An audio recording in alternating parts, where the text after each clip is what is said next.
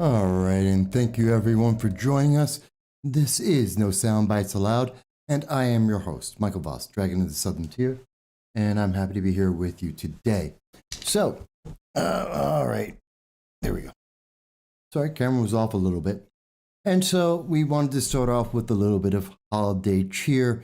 Hopefully that made everyone feel well and brought some smiles to everyone's faces. We try to be happy with the holidays there. Hello, Jesse, and it's good to see you. And folks, we want to say hello to everyone. If you have not joined us before, we want to welcome you and thank you for joining us every Sunday at 2:30 p.m. Eastern Standard Time when we do a live stream with you. As you can see, we reach out on Facebook, YouTube, Twitter, DLive, essentially everywhere that the social overlords will allow, to be able to hear your voice on the issues that matter to us all, that affect us everywhere in the world. And Jesse, it's good to hear your voice again, to see you. I hope you're doing well. I hope the holidays are bringing you joy, as well as everyone from around the world that is watching the program. So, there's a lot happening at the last month of 2021. And there is so much that is going on, and so much of it isn't the holiday cheer like we saw at the beginning of this program. One of the things I want people to keep an eye out, you may have not noticed this news, you may not have paid much attention to it, the Barbados. The Barbados has now separated from the United Kingdom. The thing that's really important about this isn't so much the independence of the Barbados. It's why the Barbados is now independent. It's because of Black Lives Matter. This is the impact that the United States is having around the world. This is why we have so much resistance from the rest of the world, why we're seeing President Macron out of France, why we're listening to Boris Johnson out of the United Kingdom, and so many other countries. They are upset right now because it's Black Lives Matter. The anti-fascism of the United States, as they call themselves, the movement that says that all white people are racist, all black people are victims, that movement, that ideology is why the Barbados has decided to become independent of the United Kingdom. And I will pose to you today, watch this for the near term. See what happens in the future. You're going to see, I truly believe and predict that the Barbados is going to have its economy crumble. We're going to see this nation become another Haiti. Because while they aren't as bad off as Haiti is, having the United Kingdom being so intertwined with them helped them out. Without that support, the Barbados really has nothing going for it. You may disagree. You may think I'm wrong, but I think that's going to be something to keep in mind. And I want you to understand that there is an impact when we see BLM and these far left progressive ideologies going on. They're not just affecting the United States, they are infecting other nations around the world. And they are helping to tear down the relationship the United States has with many of these countries. It's because of the United States that we're seeing what happens in the Barbados. It's what we're seeing in the universities in the United Kingdom. It's what we're seeing in the people of France. And it's causing riots. As we speak right now, there is in France a protest of the BLM, the Antifa mentality that are going out and they are attacking individuals. There's video right now on Twitter showing live rioting of Antifa in Paris. This is a problem. And this is coming from the United States. It is not natural in their countries. And it is all based on the American philosophy and the American ideology that doesn't exist anywhere else in the world. This is dangerous. And it's dangerous at the same time that we are seeing that America's position in the world is probably at one of its most weakest points. Just take a look at what happened with the economy. Because we all know, we were promised, if you were to get Joe Biden things would be better. The Joe Biden economy would make the world better off, that America would be shining, and that you would be having a better life than you had even under President Trump. Well, how well has that promise gone? Well, as you can see from the BLS.gov, the Bureau of Labor Statistics, this November, just last month, the unemployment numbers came out, and the United States missed. I know it's something that's been cheered, and if you're watching CNN, if you're watching MSNBC, you're hearing them tout to you that there was a 4.2, the unemployment rate is 4.2%. Isn't that wonderful? Isn't that great? Focus on the percentage. Don't think about the fact that the forecast was that we would have 500,000 new jobs. In fact, we had 210,000 jobs. 210,000, not 500,000. And this is in the fourth quarter when we normally have a huge growth of jobs because of the economy, because people are out shopping, because they're buying goods, because goods are being moved from warehouses to stores to your homes in time for Christmas and for Hanukkah. We're not seeing that, which is an indication of why so many are looking at what's happening with the United States, the economy, and they're predicting that the inflation that we were initially told was going to be just short term is not only going to be long term, but it's going to be higher than what you have ever been told, except from this channel back on February 2021, actually February 17th, when we first predicted that this inflation would exist. We were the first ones to tell you about it, and we tell you again, it's continuing to get worse. And I want you to understand how bad this really is, because the numbers are in there.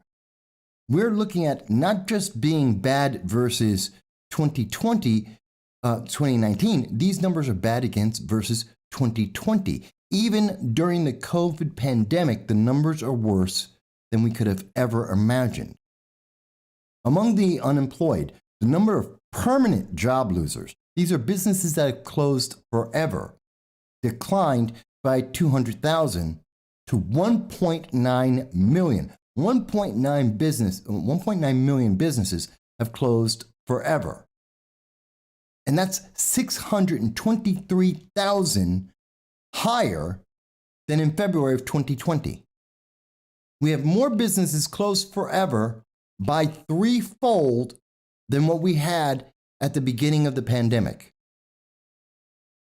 This tells you what's going to be happening with the economy, and this is very important.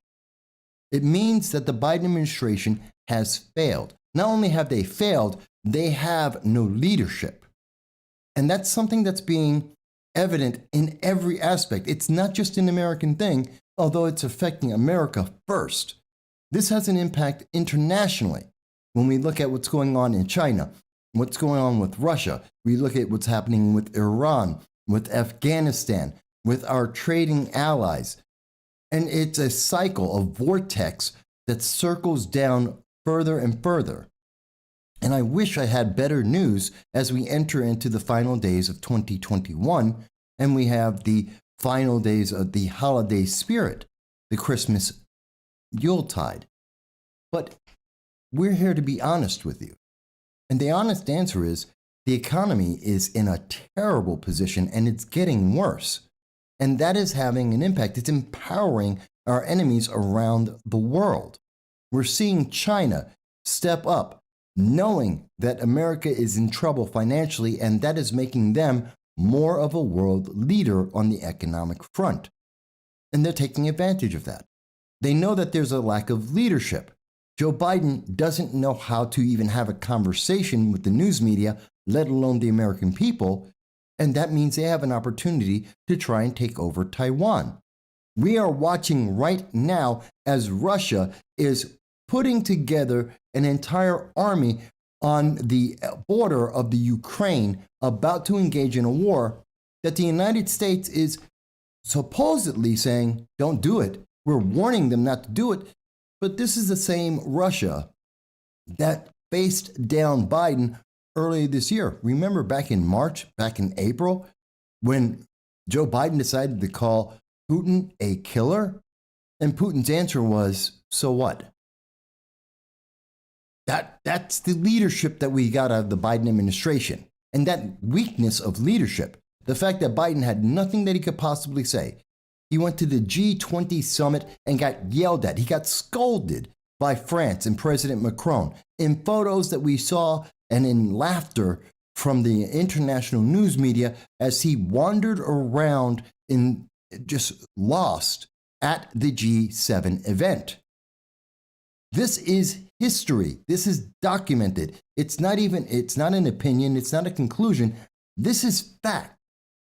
And it's because of that weakness and watching that throughout the entire year, it has only gotten worse, has led us to the point where now Russia is again going into the Ukraine.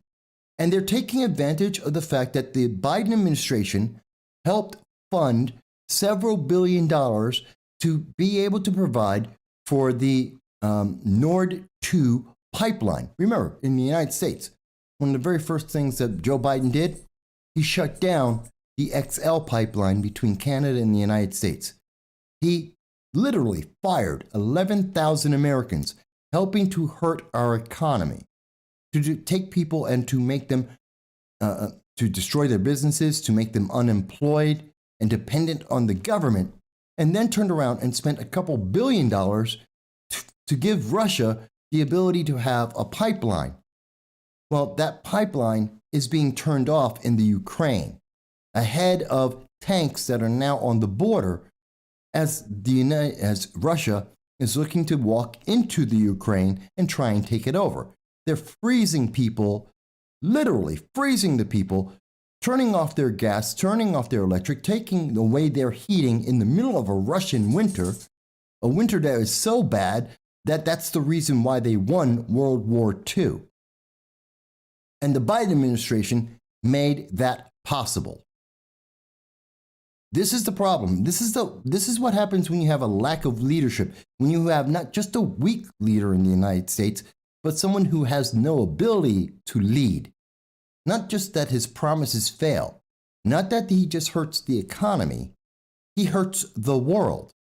Russia is now taking actions, violent actions, on the edge of international war because Biden has empowered them, much like he empowered Afghanistan, much like he is looking to empower in Iran. And I'm going to get to that in just a moment. And I don't know that anyone is hearing this. And I would ask people, are you hearing about this? Has anyone ever stopped to say the lack of leadership, which is obvious in the economy that we see, is obviously also having an encouragement to the very worst people in the world and enabling them to be able to go forward and to take actions they would never dream of doing under a strong president. Whether that president would be G.W. Bush, President Trump, Ronald Reagan, name the strong leader, which happens to also coincidentally be in recent history all Republicans, not to say that Democrats have never been strong, but there is a big difference in the world. And that difference is the difference of world peace. Under the Obama administration, the United States paid Iran and increased the net global terror in the world. Today, we see that the Biden-Harris administration is looking to try and find a way to pay Iran even more money, to remove the sanctions, to give them more money so that they can Iran can again be the leader of global terror in the world and increase the net terror in every nation on the face of the earth.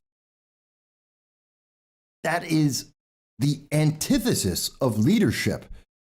That is the antithesis of democracy and freedom. But we can't really be too surprised by that now, can we? Now, you may say, Mike, I disagree. I don't see how you get there.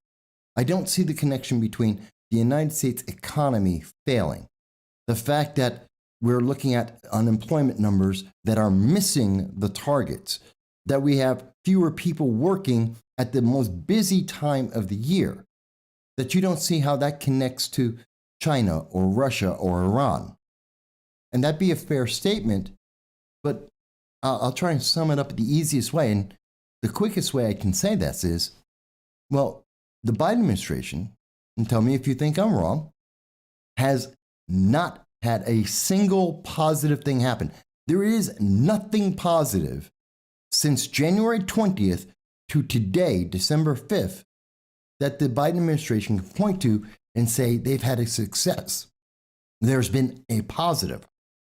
I mean, they can say, of course, well, Afghanistan was an extreme success.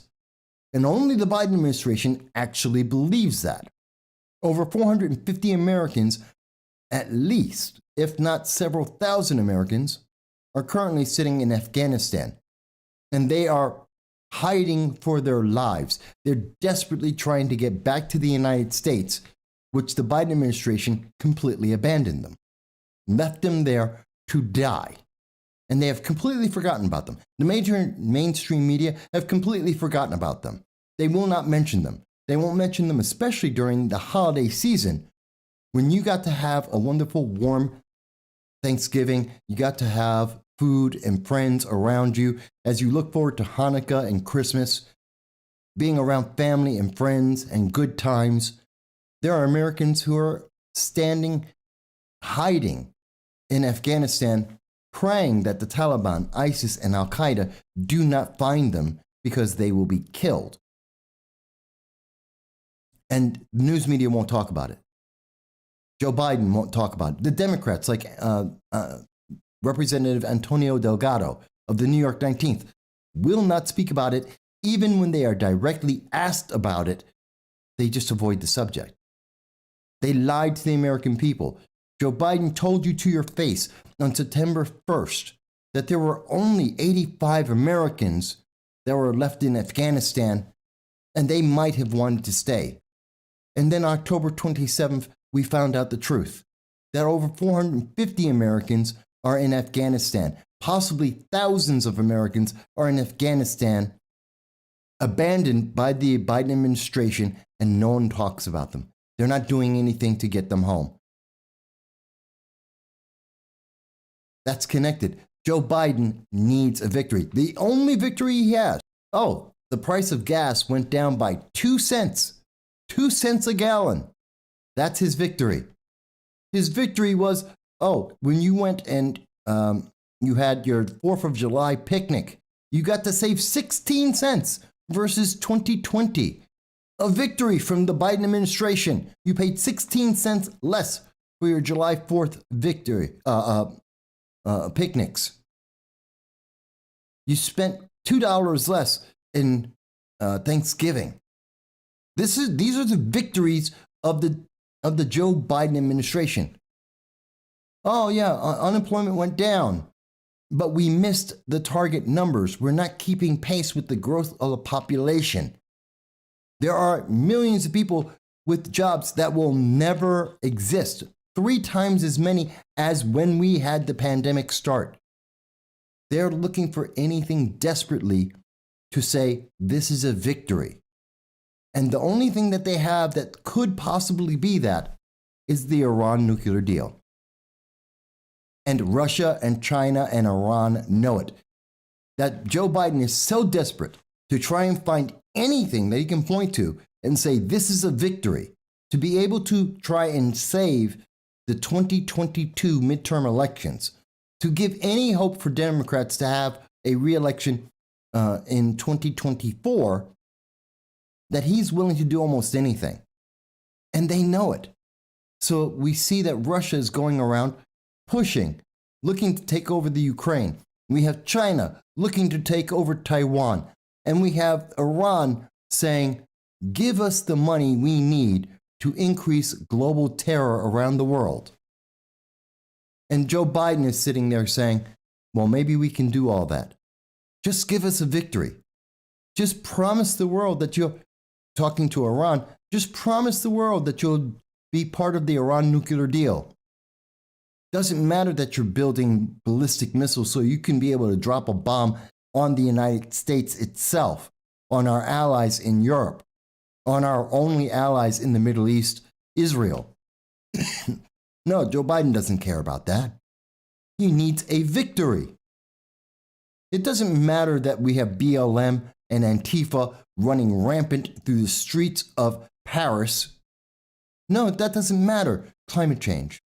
Isn't that more important? It's the only threat in the world. It is the primary threat. Not these people who are going around burning down cities, not just in the United States, but they're exporting the idea of burning down cities to our allies, making them less safe, even as Americans are finding out we're less safe in our homes. This scares me. What's the connection? The Biden administration is desperate. They are acting out of desperation, and the rest of the world sees it. It is undeniable. And when we see this, people are taking advantage of it. International politics is using this weakness in the United States to get as much money of your taxes, to get your taxes to pay for their goals as they go barn stomping against other nations in a way that they would never have ever dreamed of doing under any other president beforehand. And if you think Kamala Harris is going to save you, you haven't paid attention to what Kamala Harris has said and done. Now, folks, this is a conversation. As you can see, Jesse has spoken up. You too. Oh. Well, it should be a conversation, but I can see that at least Facebook has completely removed us off of one of our channels. We have 2 channels on Facebook. We've been removed from one of them as we're speaking now. I don't know why, since we're only providing actual information, and all links will be provided after the show in the description so that you can read all of the information for yourself. But you also have the ability to, like Jesse did, to send us a text or a chat and tell us what you think. In fact, you can even call into this program at 607-242-1582. The phone line is on, and we're happy to hear anything that you have to say about any of the things that we're speaking about. No matter where you are in the world, because we believe in your free speech. We believe in the First Amendment, your inalienable right to be able to say whatever it is you believe, whether you agree with us or not. Even when the internet overlords try and deny it, even as we're being shut down on at least one of the channels, my personal Facebook channel.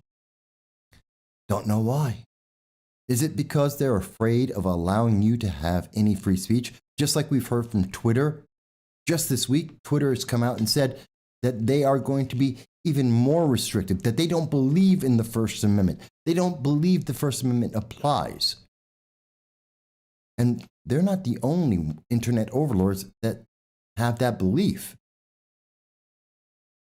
It's terrifying, and this is why the world is getting to be more and more difficult. Why we're seeing in the United States, more and more people are talking about civil war. Why more and more people are talking about a separation of the states, a separation of 2 different Americas, a progressive ideology in a progressive America and the rest of America, which isn't even a true or fair statement, because progressives are only about 7% of the Democratic Party. They're a splinter of a faction of Americans, but they're just very loud. Alexandria Ocasio-Cortez, Cori Bush, Anna Presley, Ilhan Omar, they have really big voices in the news media, but no one supports them.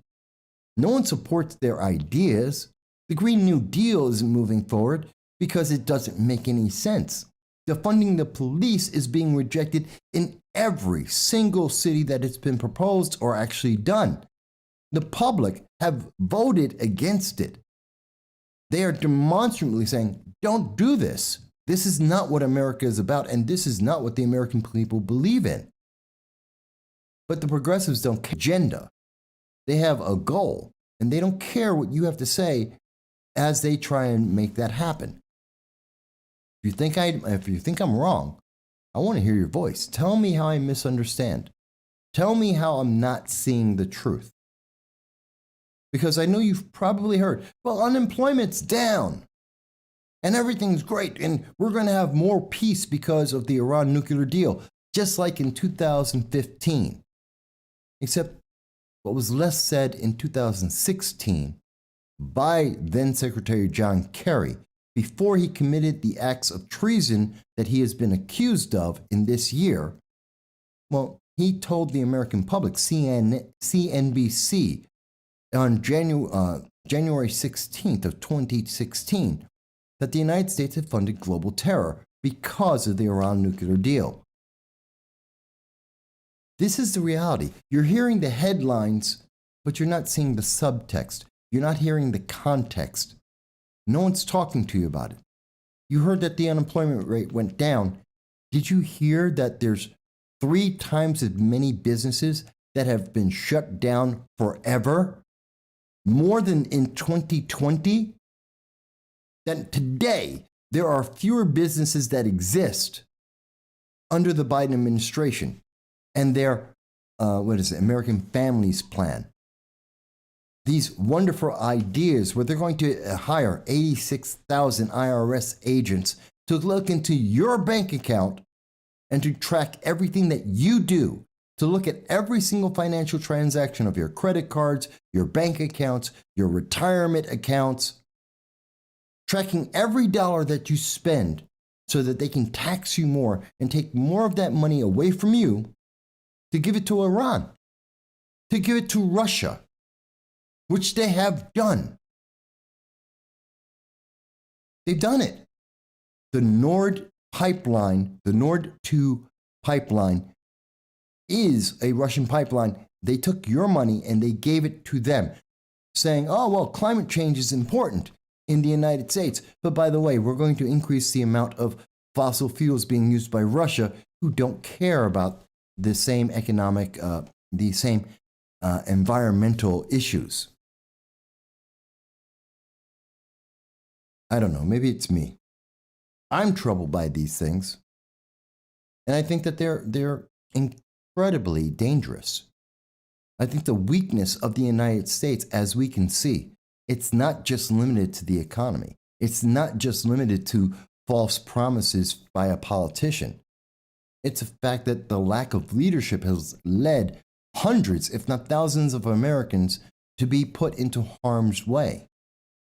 That they are literally dying, and we're seeing it get worse and worse. I mean, did you see this story? I don't think most people did. That the United States and other countries are, quote, deeply concerned by reports of summary killings in Afghanistan. Remember, there's over 450 Americans that are in Afghanistan at this moment, that they were abandoned.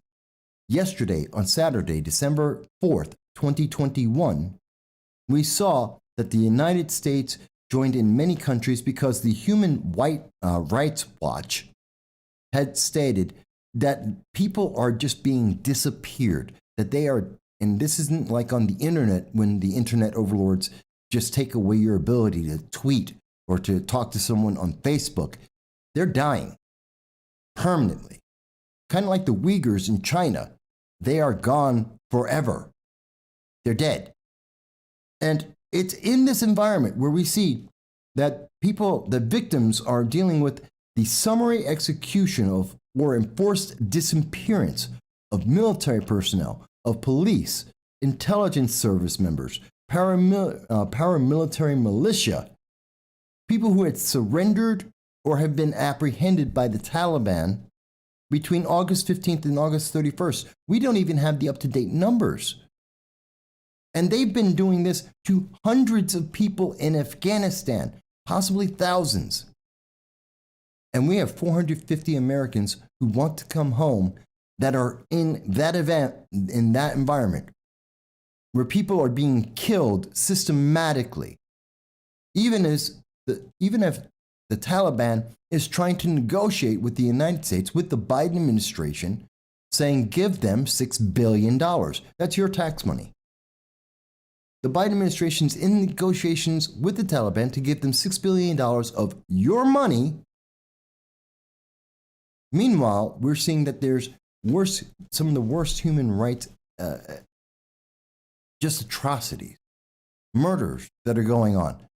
And in the middle of that zone of absolute horror, there are 450, if not more, if not thousands of Americans that are desperately trying to come home, and not one major mainstream news media station is talking to you about it. Not one Democrat, not one elected official in Congress is willing to tell you about it. They're willing to deny it. They're willing to lie to you about the numbers, all to tell you that, well, no, Joe Biden's got it under control. It was an extreme success. Compared to what? Being doused in gasoline and lit on fire? What's the comparison? How low is the bar? How low can they set it that we can say, well, this is victory. We've had extreme success. Compared to what? Self-immolation? I just don't understand, folks. And it's in front of us. The news is there. I mean, how many people actually heard CNN? How many people saw that the Human Rights Watch has actually told us that the Taliban and ISIS and Al Qaeda are doing exactly what we knew they were going to do, what they were predicted to be doing? The moment that we said we were going to pull out of that country, the moment that we said we were going to leave and just take out our military and leave Americans behind, we knew that they were going to commit human rights errors. We hear many of these far left, the progressives, are so worried about the Afghan women, and you hear they're worried about women's rights. How about the rights of the Americans that were abandoned over there? You don't hear them talk about that. But you knew this was going to happen. We're talking about the Taliban, ISIS, and Al Qaeda, 3 global terrorist organizations. They're not doing anything we have not expected them to do. It's terrifying, folks. Germany, Japan, the United Kingdom, they all recognize, 21 countries around the world recognize what's happening in Afghanistan right now. And that is happening because the Biden administration enabled it. Provided $80 million worth of guns and weapons and tanks and planes. Left it, gave it, gifted it. It was Christmas in August for the Taliban, thanks to the Biden-Harris administration. So are we surprised what they're doing now? They're negotiating for $6 billion of your tax dollars. Are we surprised at what's happening over there right now? And how can we not say that's part of the weak leadership of the Biden administration?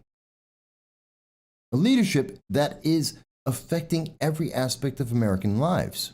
I mean, when we take a look at it, right now, we know that when people are looking at the economy, looking at how you are spending your money, there are fewer people buying houses and big ticket items, like less people buying cars or washing machines, dryers, refrigerators.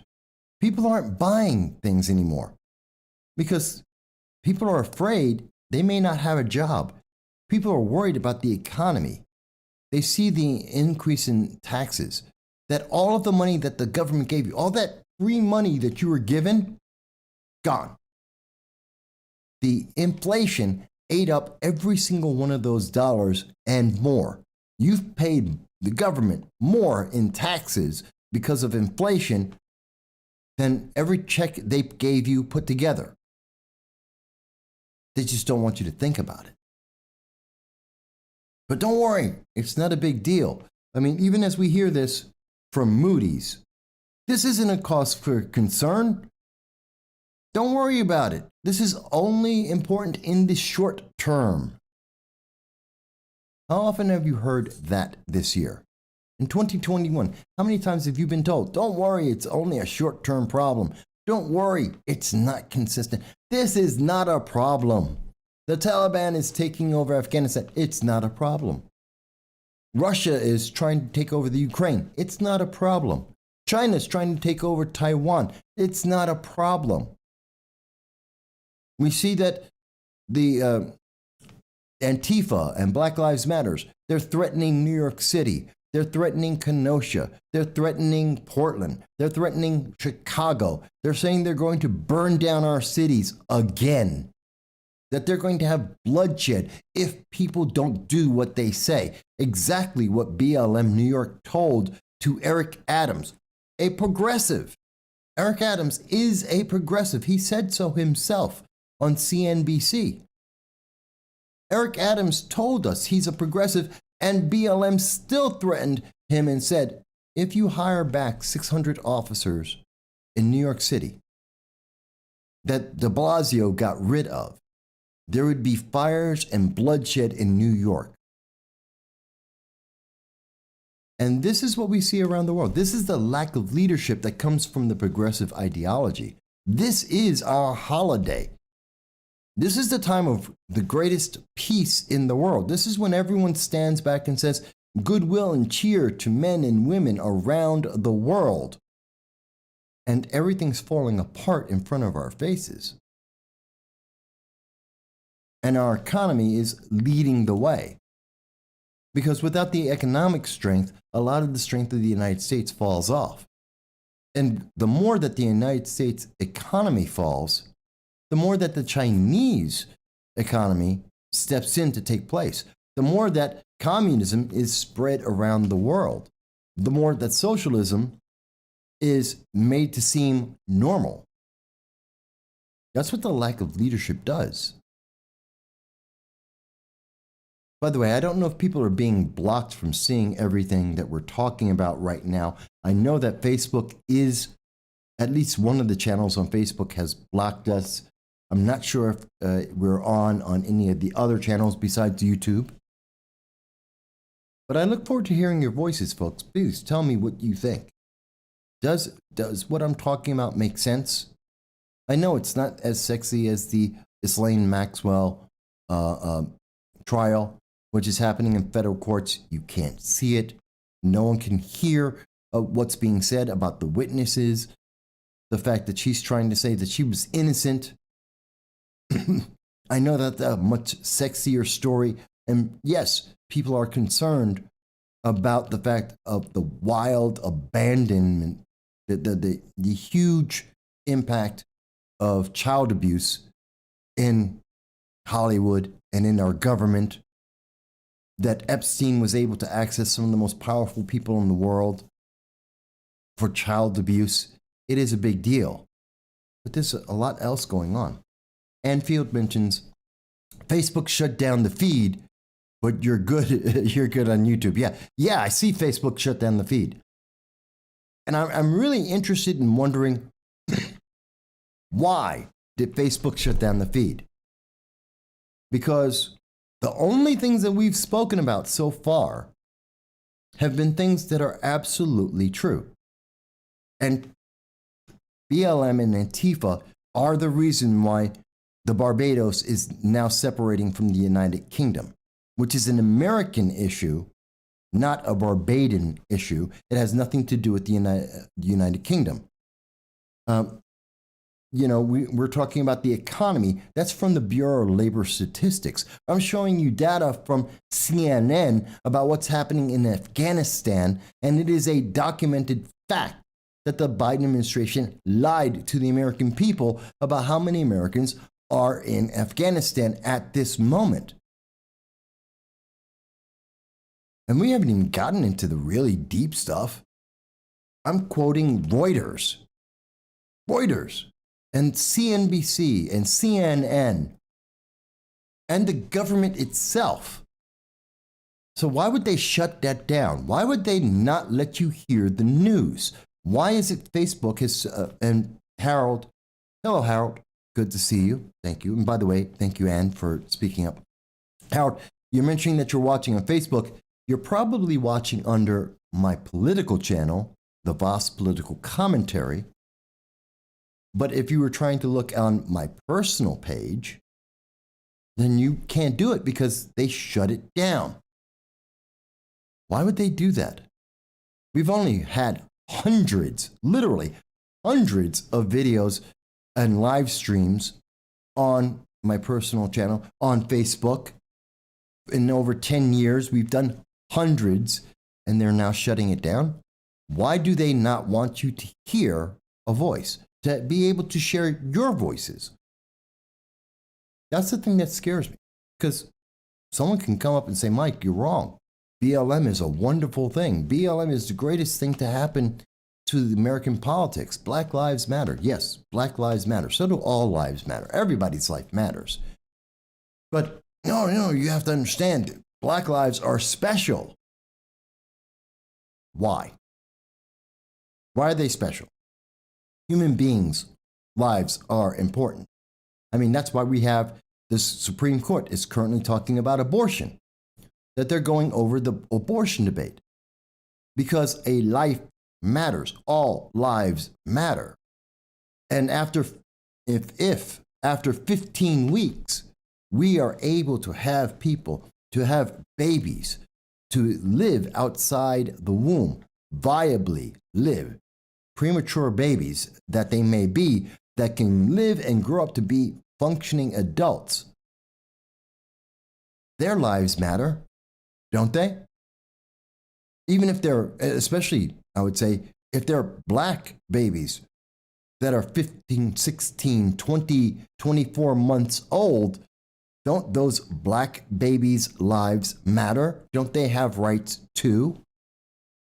Because if you're listening to the progressives, they're going to tell you, no, they don't. They don't have any right. They don't exist.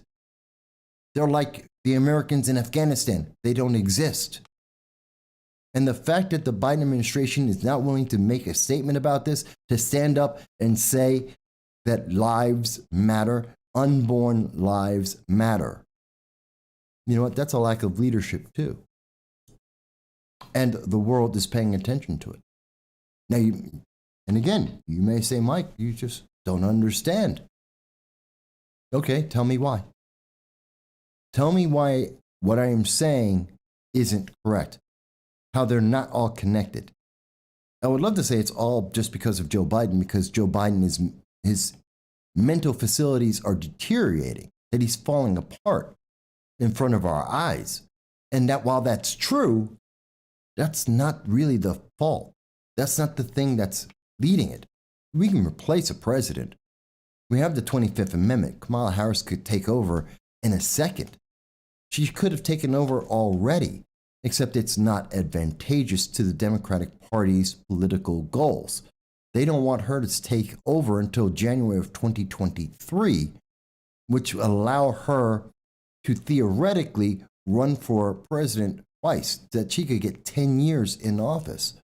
That's what they want. They want to keep Biden around just long enough to be able to make it to that mark, to January of 2023. I don't think that it's looking like he's not going to make it, and they're going to have to use the 25th Amendment.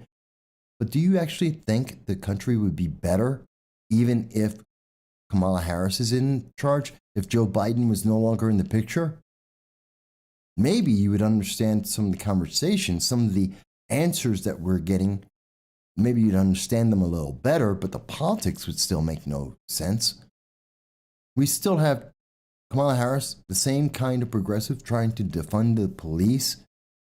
She's still someone who believes that our borders are better wide open, allowing anyone and everyone to cross our borders, to endanger our national security, to increase the tax burden on you and me.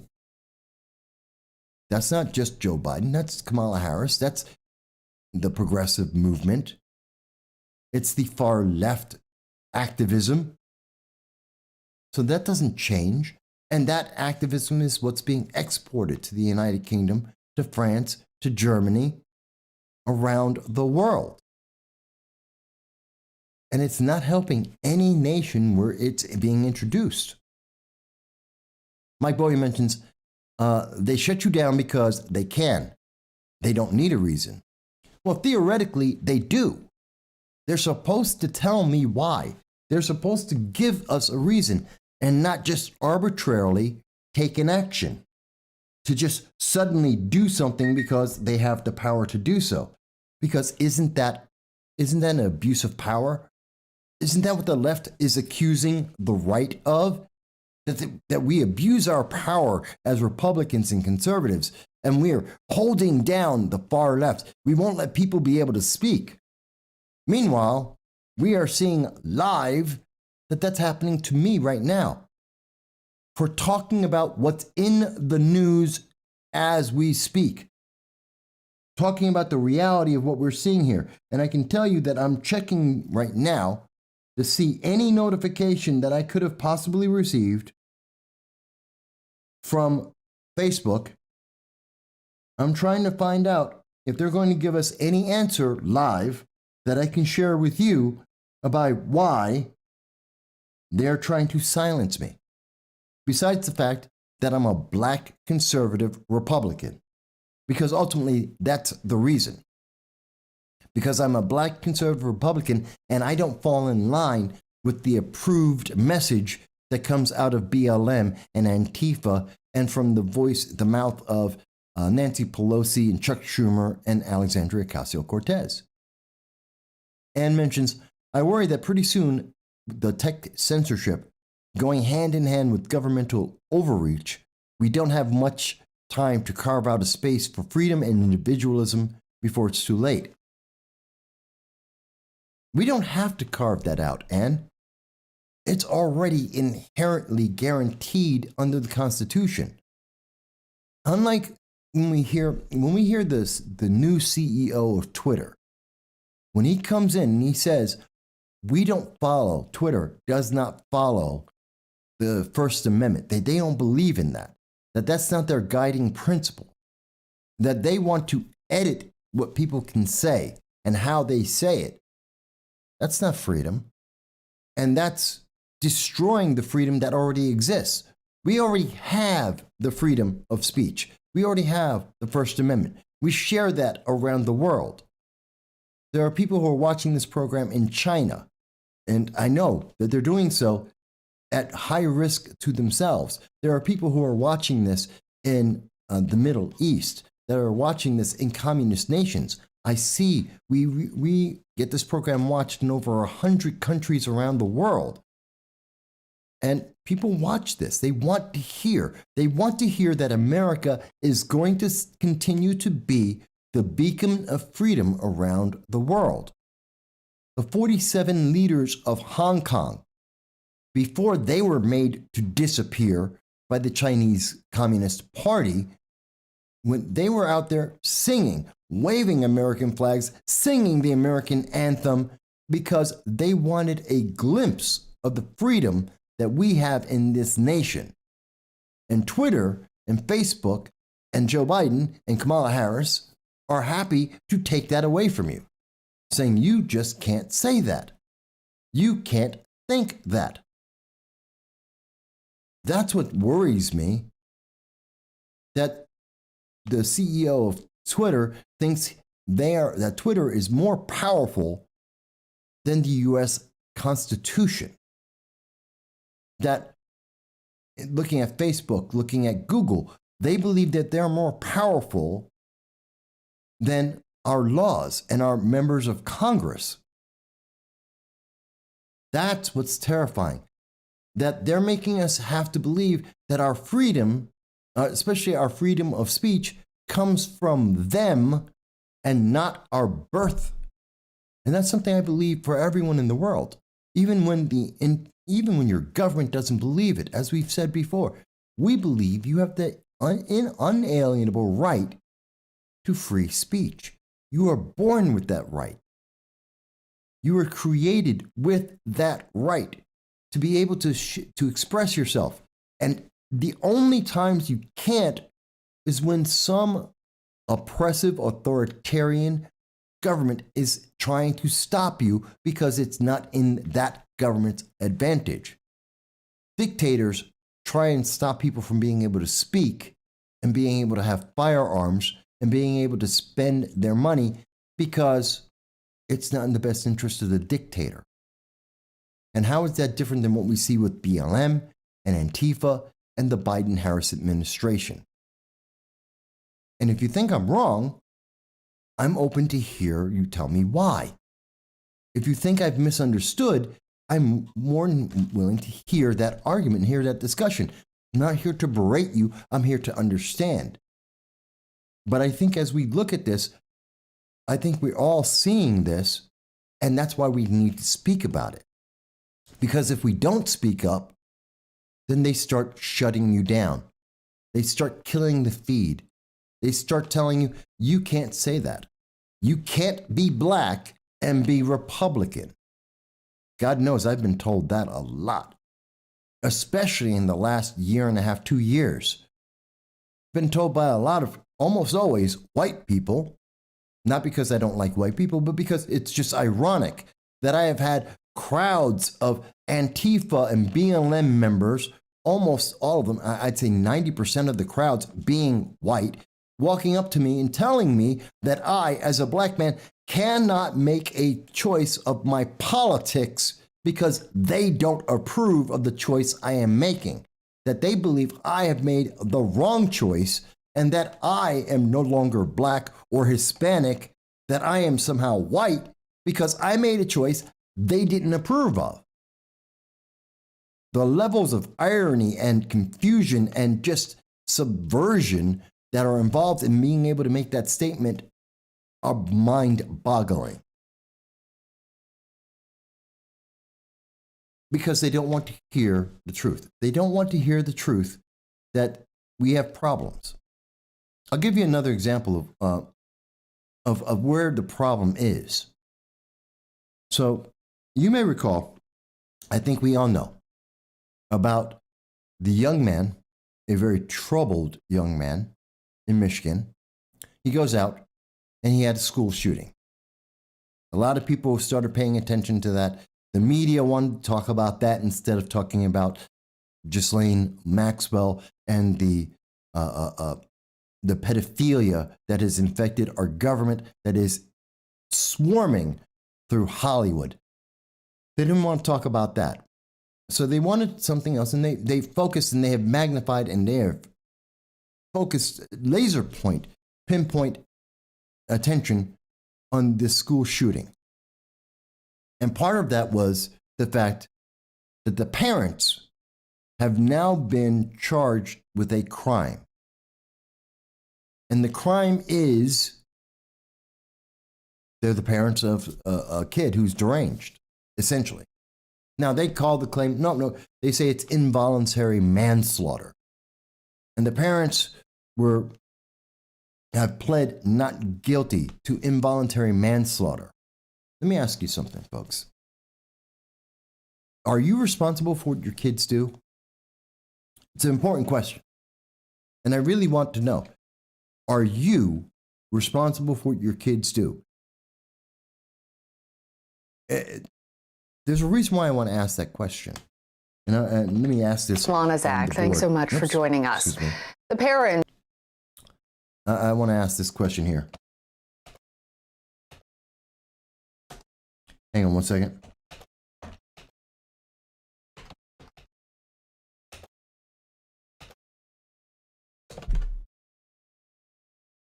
So, are you responsible for what your kids do?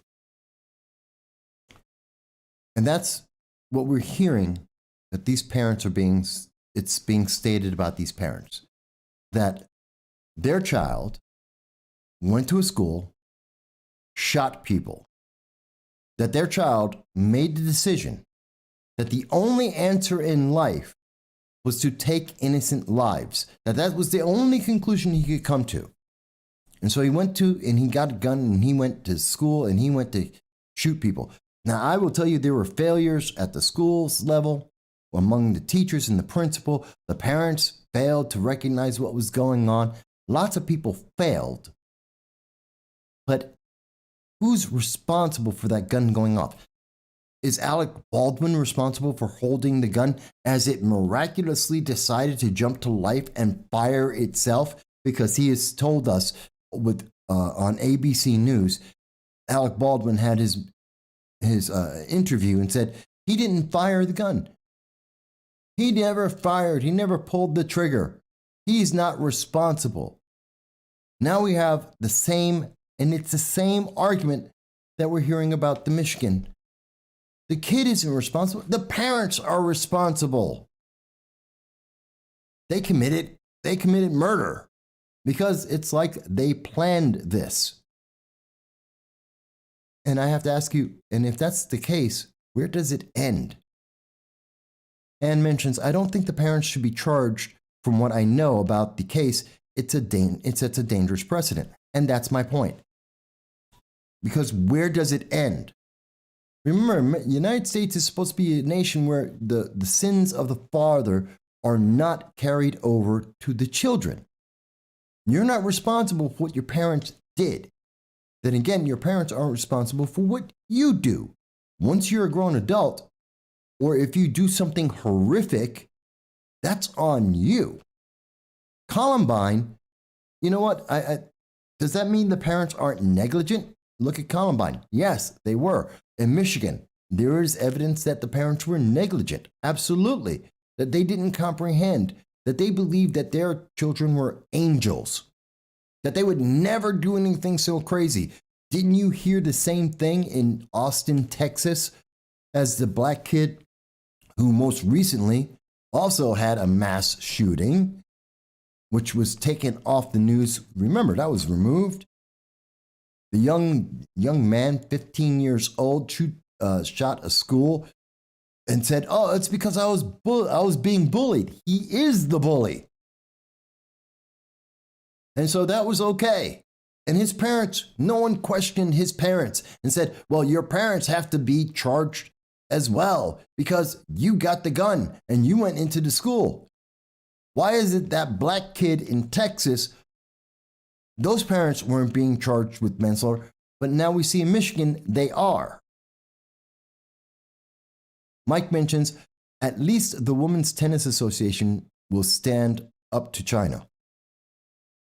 You know, I wish there were, but I don't see a difference between what we're talking about right now and China.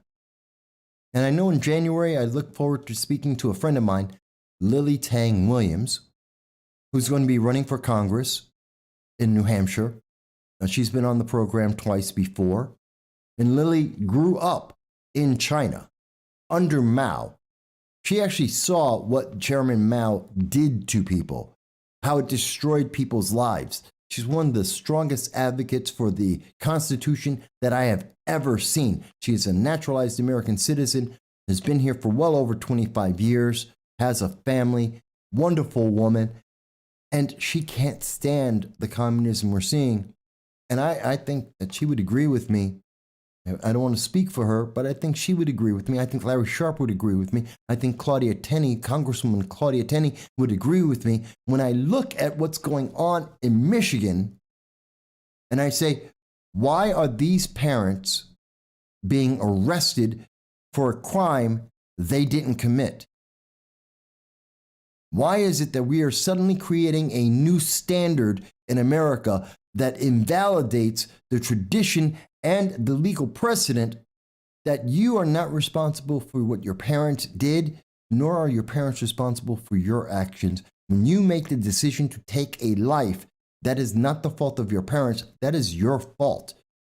Their son was deranged. He's a sick individual who decided that there was no other choice in life but to take the lives of innocent individuals. That is sick. It is, I denounce it in the strongest words. I cannot say strongly enough that that is evil in the most purest sense. But the parents didn't do the shooting. They may not have realized, and as we see reported by the BBC, the parents and the school did not pull the kid out of school the day he decided to make the shootings. That no one, neither the school nor the parents, decided to actually look into his backpack and check if he had a gun. No one pulled him out and said, let's talk to this kid, let's give him time to cool down. Neither the parents nor the school decided that that was important. They did have a conversation the day he made the shootings and said, well, he's got problems and this needs to be investigated. And the parents said, our son is an angel. Like every parent with a criminal. think about George Floyd's. Do you remember George Floyd's family? How they swore up and down that George Floyd was an angel. He would never have been. He's a good boy. George Floyd, a lifetime of criminal activity, of violence, pointing guns at pregnant women's stomachs. This was a vile, vile man. And yet his mom loves him. And you know what? I don't blame his mom for loving him and seeing the very best in him. That's what mothers do. That's what parents do. Same thing with the kid in Austin and in Texas. School shooting. My kid was innocent. He was being bullied. Don't mind the fact that we have video evidence that he was the bully. And that even if he was a bully, that doesn't justify walking into a school and shooting somebody. It's not a justification. There is no justification for that. That is depraved actions. And we must denounce that strongly. I don't care if he's black or if he's white or if he's Asian or Hispanic or anything else. Doesn't matter. It could be purple with polka dots. I could care less. That is a depraved person's actions, and their political politics and their personal preferences, their sexual gender, none of that matters. You made a choice to kill innocent people. You are depraved. But the parents didn't make that decision. They didn't tell him to go out. Now, if it comes out that the parents came out and said, oh, well, you should be able to shoot these people, that's one thing. If he was taught that at home, okay, maybe there's evidence. But that's not the evidence that we can see. The BBC, major news media, no one has that evidence. So why are we blaming the parents? Besides the fact that it detracts from the message, it keeps you busy from seeing anything else. From seeing the fact that it's our school, that we have failed in our schools, and that's the problem. So Mike mentioned there's a 5-minute delay in posting our comments. Wow. So not only did Facebook shoot you guys down, that shut me down, but now they've got a delay of 5 minutes on the program. Wow. That's insulting. That's terrible. Okay, Tina mentions, well, it depends on what comes out as fact. Initially, it sounded like they knew and said he needs to take care not to get caught, but as time is going, it sounds like that's not true.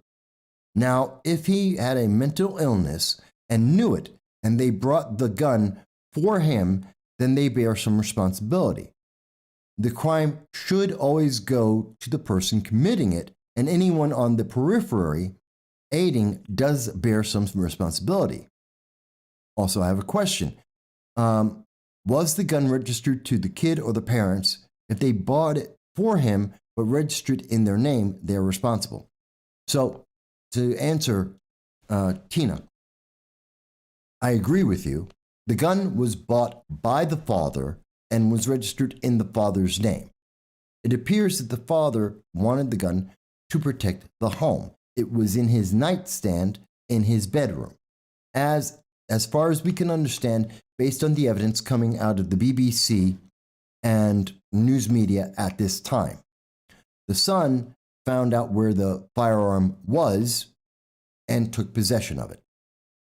There is no requirement in Michigan, unlike New York State, to have a firearm be completely safe, held in a safe with the separation of the magazine in one place and the firearm in another place, both of them being locked up.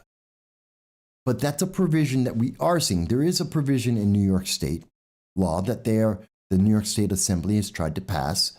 I forget the bill number off the top of my head, which states that you would be responsible for to have all firearms locked in a safe with all ammunition locked in a separate safe, and that you have to report that to the law enforcement. The government has to know where in your house those firearms are and how they are locked up, which I think is absolutely insane. That is absolutely insane.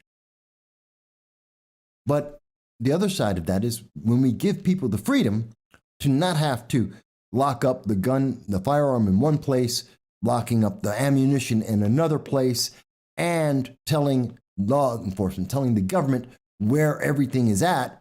When we stop and restrict government and say, no, you don't get to have that information, that's a violation of my privacy as well as my Second Amendment rights.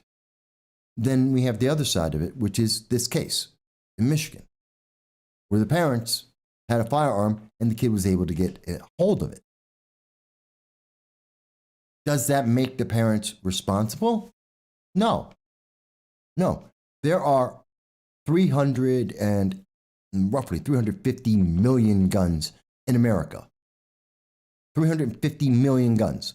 There are 165 million gun owners. There's something like 15 million young adults in America, children in America. That's not the problem. The firearm isn't the problem. Whether they had the firearm in a dresser or locked in a vault or with the ammunition stored in a separate location, that's not the issue. Because the kid took all of that, took the firearm, and made a conscious decision to shoot innocent people. But you can't say America is free if we are saying you get punished for the actions of the children. This is a way to take away your free speech, to take away not only your free speech, it's to take away your Second Amendment rights. You're going to be punished now for what someone else did. We're going to punish the gun manufacturer because they made a gun. We're going to punish the bullet manufacturer because they made a bullet. We're going to punish the parents because their kid did something. Notice we get this bigger and bigger and bigger circle, except if you happen to be a progressive and you have to be a person of color. Because if you're a person of color, none of this applies. If you are a progressive, none of this applies. Jacob Blake, he had a knife. He was fighting with police. Oh, none of these rules applied to him. No one's worried about whether his mom taught him to do this, encouraged him to do it. His actions were his own. And yet, none of that applied because he got shot because he was being aggressive, because he was armed with the deadly weapon, because he was evading arrest, because he had raped a woman and he was trying to steal his kids. Yeah, he got shot. He should have. He deserved to get shot. I know most people won't say that, but I will. And yet, look at what has been the result of that. I hope I'm making sense here. And you may say, Mike, I disagree. Fine. 607-242-1582. You can call in. Tell me why you think I'm wrong. Harold makes the comment, this is an extremely important case in American history. Can gun owners be responsible if their firearm is obtained by someone due to their negligence and a crime is committed? Well, actually, Harold, we kind of already heard that. That's called H.R. 127. It's already been proposed by Democrats in Congress that if you take possession of a firearm, regardless, if you are a woman and you are being attacked and that attacker has a firearm, and if you subdue that attacker and take their firearm and you're wrestling with them and and that attacker gets shot, the woman is responsible. They are considered a shooter. They are a criminal. In New York State, they would be considered a criminal because they shot someone with a firearm that wasn't their own. They had a legal possession of a firearm. That's New York State law. So this isn't new, it's just expanded. We're expanding this insanity. And I think that's because of a lack of leadership, because we don't have a leader standing up and saying, this is stupid. This doesn't make sense. That this isn't a standard that we want to make in America. Because it's only meant to chill free speech. It is only meant to create people who are subservient, because you will always be afraid. Your parents will now have to teach every child not to do anything. And if they do something, that the parents are going to be punished. So the parents won't let the kids do anything. And they're going to teach the kids to be subservient and to not think and not to take any action until they're told that it's an action that is approved of. That is how you can create drones, not human beings. That's where this leads to, I believe. This is a precursor to creating a generation of drones. They're already told that they can't speak. Now they're being told you can't act. And the parents are being told, you better make sure they don't take any action. Otherwise, you're going to be punished. To make sure that the parents drill into the kids the same thing they're being drilled in their schools, that you are only able to do what is approved, not what you want to do. That's what I believe. That's what I believe. Let me catch up with some of the other comments here. I know there's a few. Jason mentions that the problem is if the parents are not responsible, then who is? Then the government will step in and take responsibility and also power away from the parents. And Jason, I will say again, who is responsible? The shooter is responsible. The shooter is responsible. Alec Baldwin is responsible for the people that he killed. The young man, the 15-year-old in Austin, Texas, that decided to do a school shooting, he's responsible. What's his name? The guy who drove a car into a parade and ran over people is responsible for driving the car and running over people. The criminal is responsible. Let's stop saying it's someone else's fault. Oh, it's the way they were raised. It's the government's fault. It's because of racism. Institutional racism left them no choice. No, they made a conscious choice. George Floyd was a drug-dealing criminal because he made a choice. The Darrell Brooks, that's his name, Darrell Brooks, drove into a crowd of people during a Christmas parade because he is a deranged individual. He is evil. The kid who shot his school in Austin, Texas, is a deranged individual, and he made that choice. The kid who did this in Michigan is a deranged individual who made that choice. We hold them responsible. Unless you handed the gun, put it in their hands, and said, go on out there and shoot this, that's the only time I would say, well, someone else is also responsible. If you taught them to hate people based on the color of skin, if you taught them what the kids are being taught in schools right now, critical race theory, that white people are racist and evil inherently by birth, and black people are victims inherently by birth, and those are immutable. You can change your sex, you can change your sexual preference.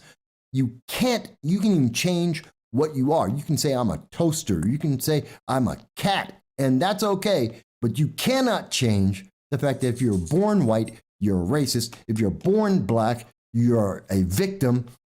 When we start teaching people that, why are we surprised by the reactions that we're getting?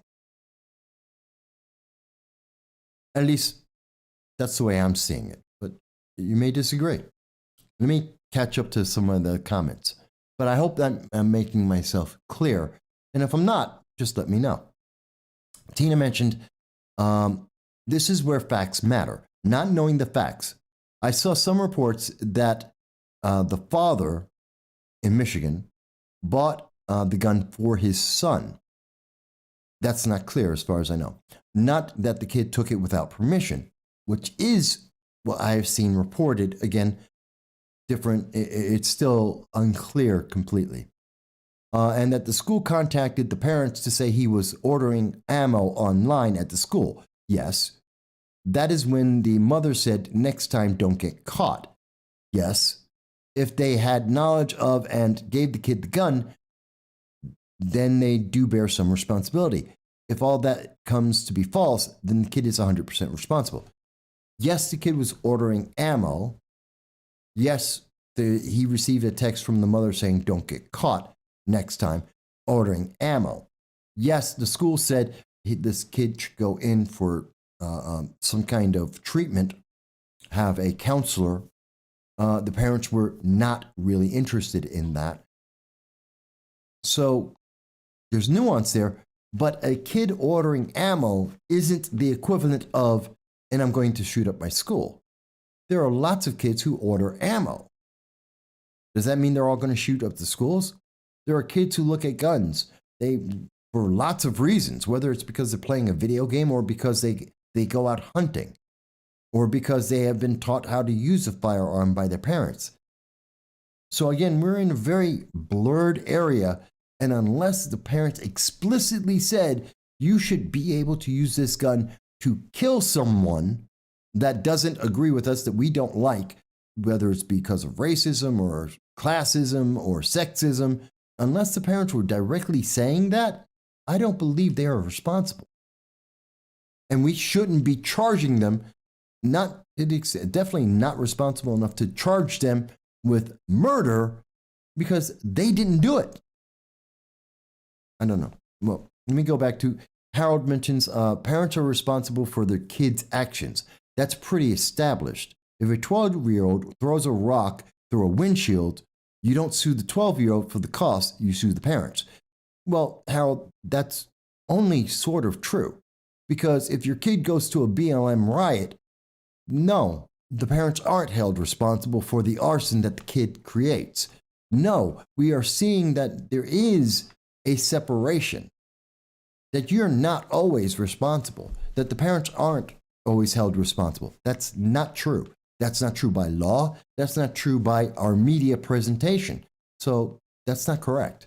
Yes, it has been correct in the past to some degree, but now we're in the modern era with critical race theory, with intersectionality, with gender identity politics. We are in a progressive realm.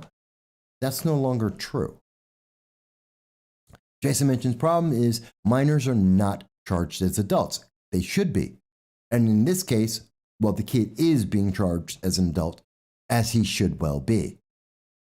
Mike mentions that they're trying to discourage people from owning guns. It's more intimidation. It is.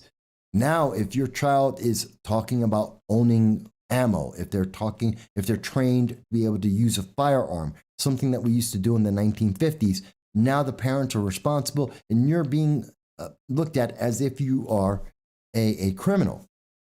It goes right along with the red flag laws, where now someone has a reason to say, oh, well, that kid, he was looking at ammo.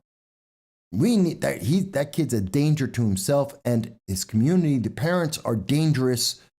So we need to get a red flag law so that the police can go in and take everyone's property without any due process, without knowing if there was anything to be worried about. Is this kid a problem? Absolutely. Does that mean that for 165 million Americans, they're under the same restrictions?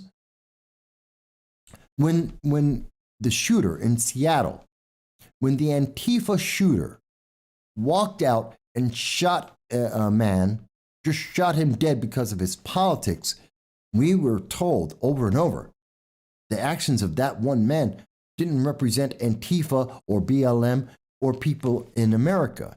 When we saw that down in Dallas, as people were being kicked in the head and beaten down and killed during the BLM riots, David Dorn, Jessica Dottie Whitaker, the children in Atlanta, the children in Portland, in Seattle, when we saw these things happen, we were told, well, no, that's isolated. Except now, when the politics is on, we don't even know the politics, or the politics is on the other side, the answer is, oh, no, but that's everyone. All Republicans are like that. Every gun owner is like that. That doesn't make any sense. Tina mentions, no, but what it says to me is that parents knew the gun was for him. Why would he be ordering ammo for his dad? Maybe because he wanted to use it for target shooting. There's a lot of reasons why a kid could order ammo. I mean, you could order knives with your dad because you like throwing knives, or you like using knives or you're good at hunting. I know parents that their kids have picked out axes so that they can go camping with them. And they thought that it's really decorative and they thought it was really interesting. Does that mean the kid's going to be an axe murderer? To my knowledge, no.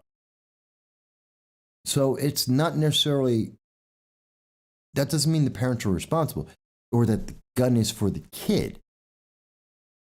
Could be a lot of reasons. I believe you would need something far more explicit. Not to say that they're absolutely innocent. I don't know for sure.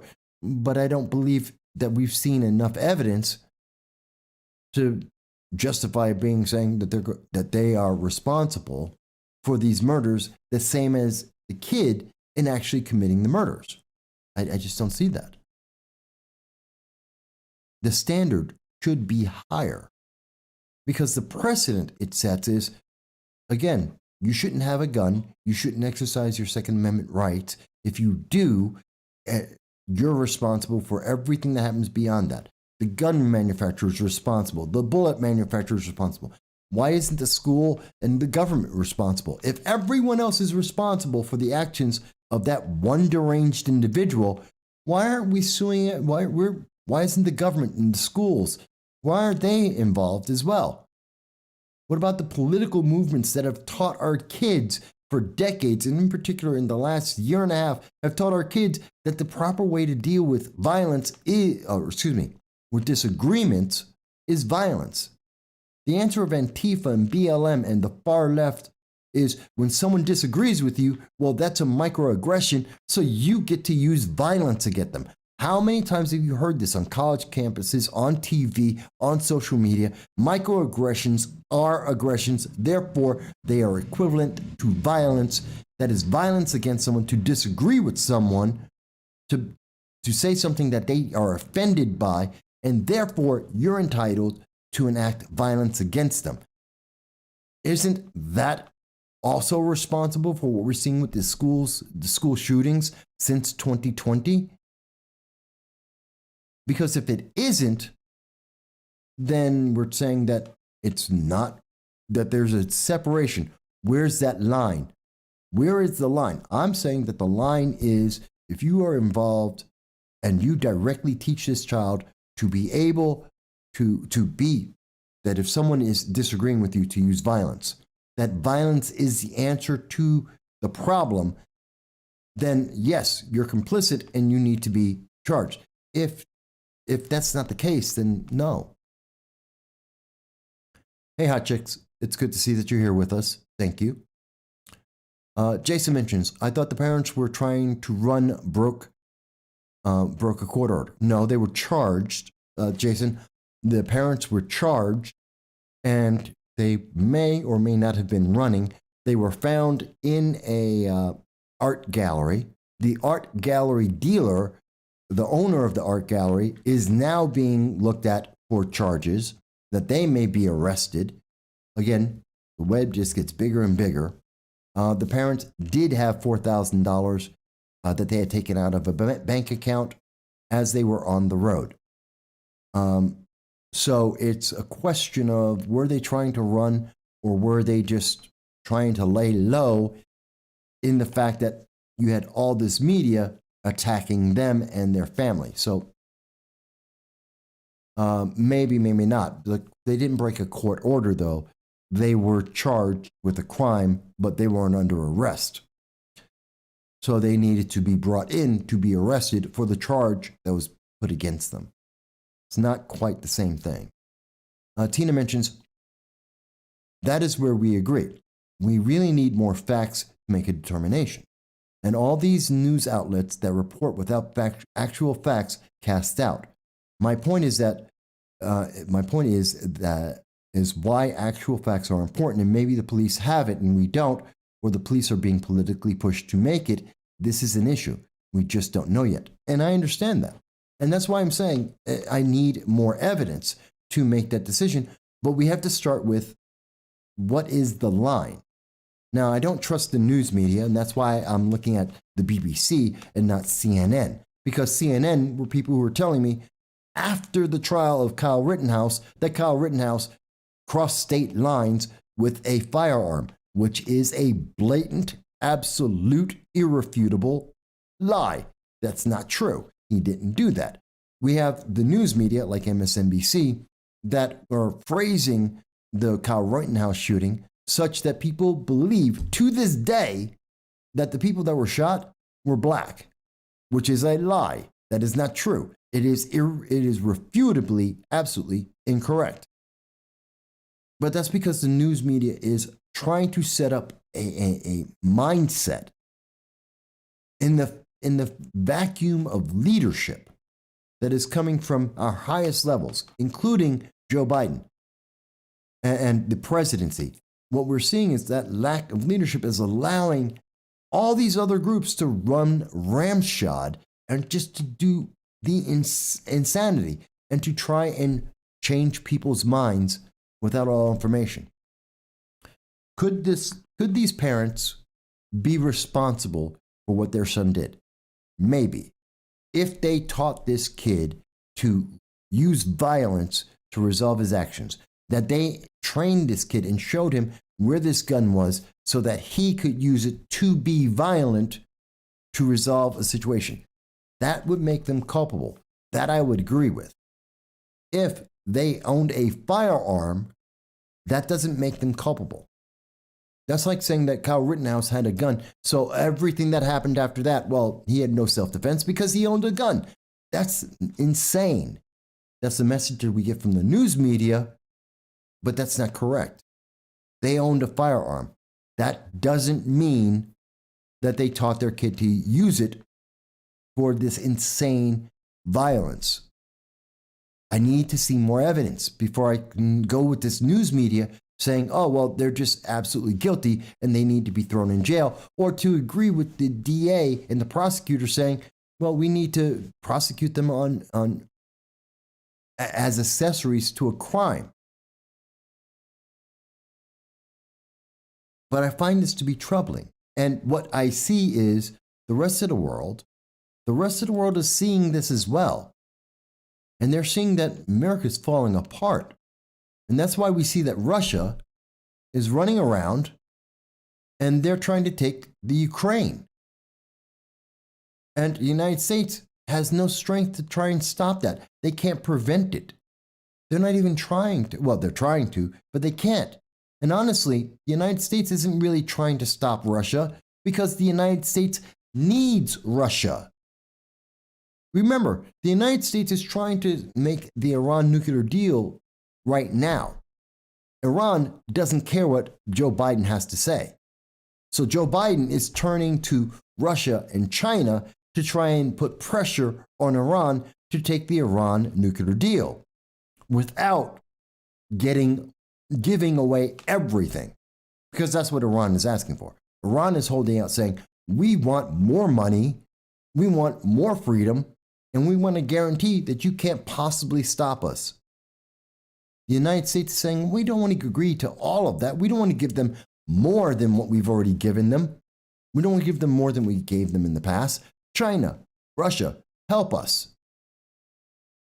How seriously do you think the Biden administration is about trying to stop Russia from going into the Ukraine when that Biden is looking for those same Russians to step into the Iran nuclear deal to help America with Iran?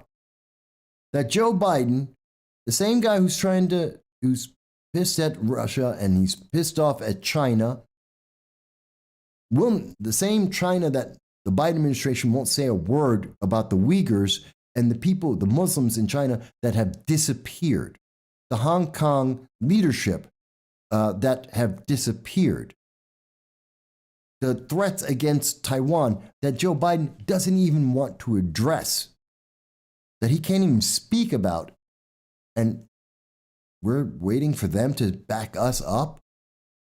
Well, no wonder he can't say anything. He needs them for the Iran nuclear deal because he needs a win. And he needs Russia and China to make that win happen.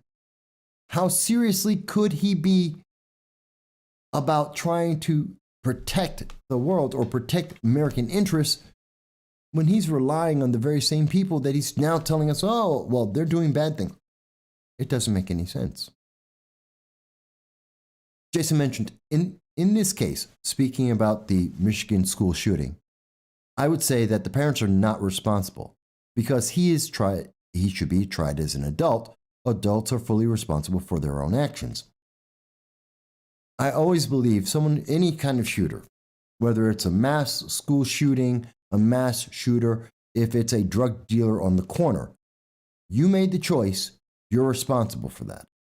And for anyone else to be involved, there has to be a preponderance of evidence because, like you said, and I agree, if you make that decision, that's on you, no one else. You made that decision. Alec Baldwin pulled the trigger. We know that. That's the evidence. He's now coming up and trying to be like Jussie Smollett and say, no, it's not my fault. That's not true. It's someone else's fault. In Alec Baldwin's case, he's trying to tell you that, well, the gun just went off. It just magically went off all by itself. The gun just fired itself. It's the first sentient firearm in the history of guns. Are you kidding me? We have to hold people responsible for what they do. But not more than what they do, just what they do. And we don't give them a free pass because of the color of their skin, the gender, their sexual preference, or their political preferences, their political affiliation. Alec Baldwin, just because he's Hollywood, he's a Hollywood actor, he's still an American citizen. He's no better than anyone else. Just because he's politically active doesn't make him better than anyone else. The laws still apply to him the same as they do everyone else. Same thing for this kid in Michigan. Same thing for what we're seeing around the world. The laws don't change.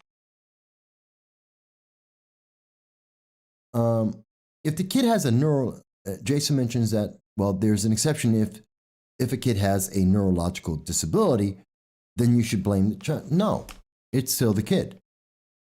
Just because you're disabled doesn't mean that if you're not capable of making decisions for yourself, then you're mentally deficient.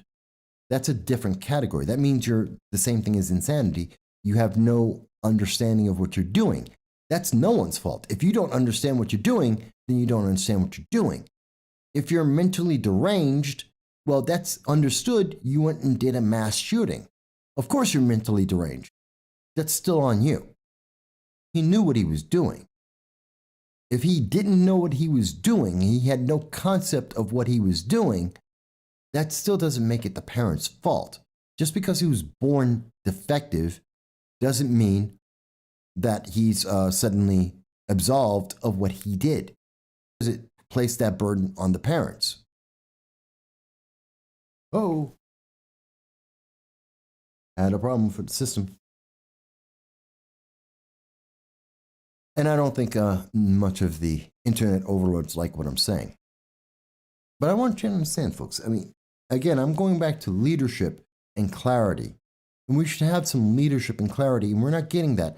Not from the top of our government down. The prosecutor's reasoning doesn't make any sense.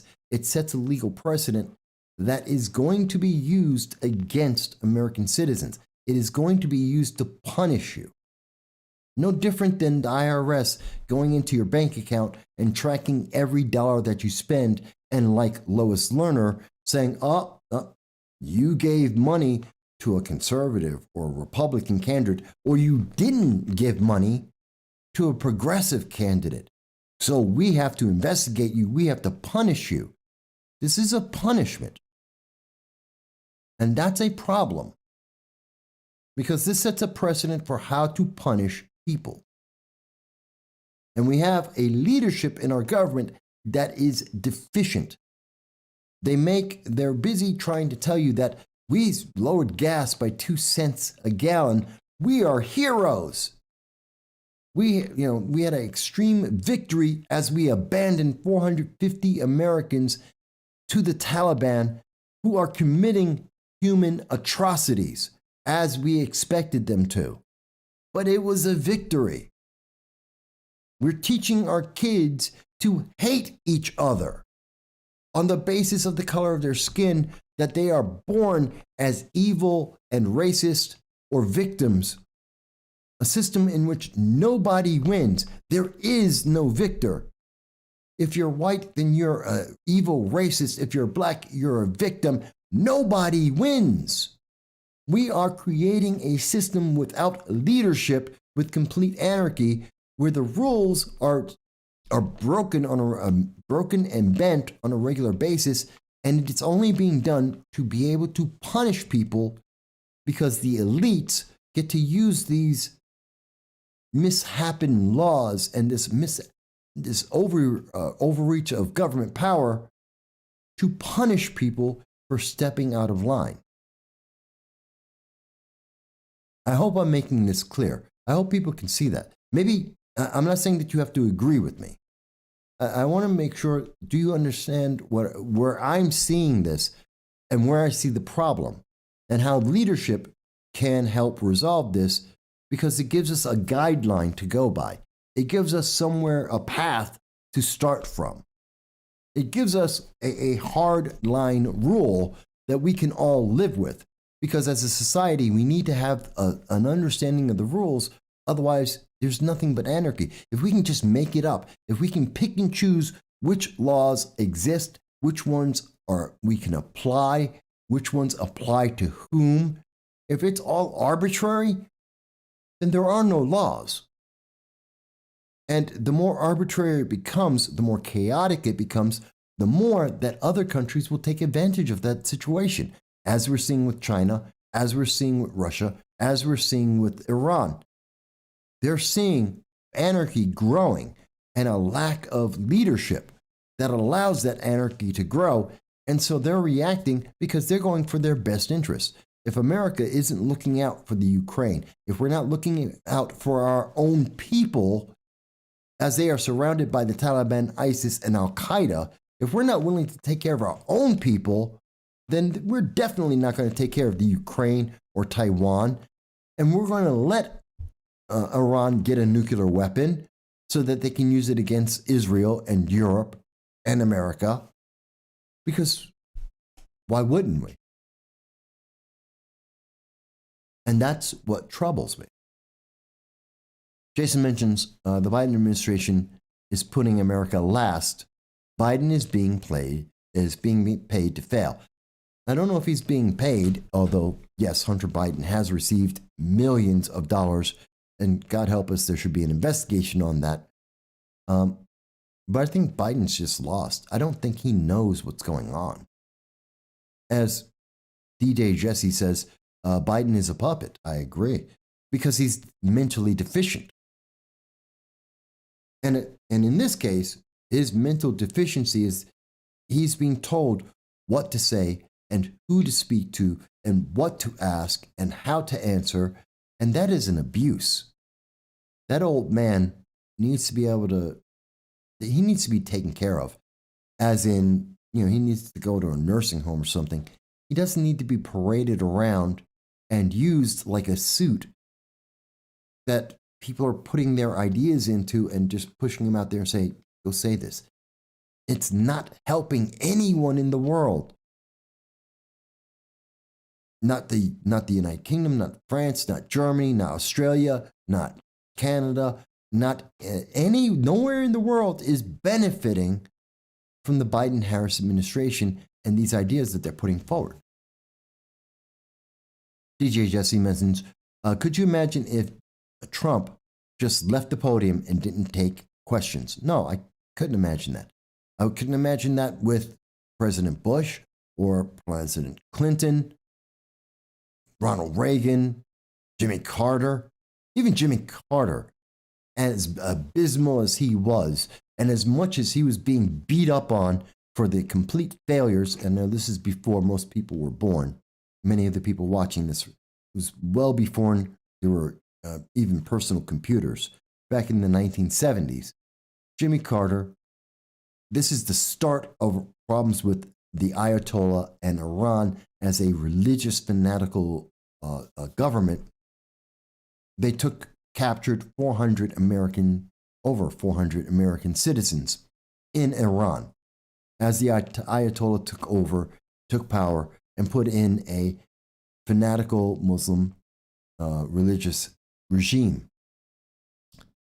And of course, President Carter, a Democrat at the time, was in charge, and it was blamed on him. And he failed to rescue those Americans, and that was on him. And you know what? As much as he failed, as much as he was being ridiculed and being denounced, both for his economic failures like stagflation, but also because of the Iran hostages, the American hostages, he stood there and took every question. Joe Biden can't answer a question about our economy. That's a problem. And people may disagree with me on these things, and that's okay. I want to hear why you disagree with me on it.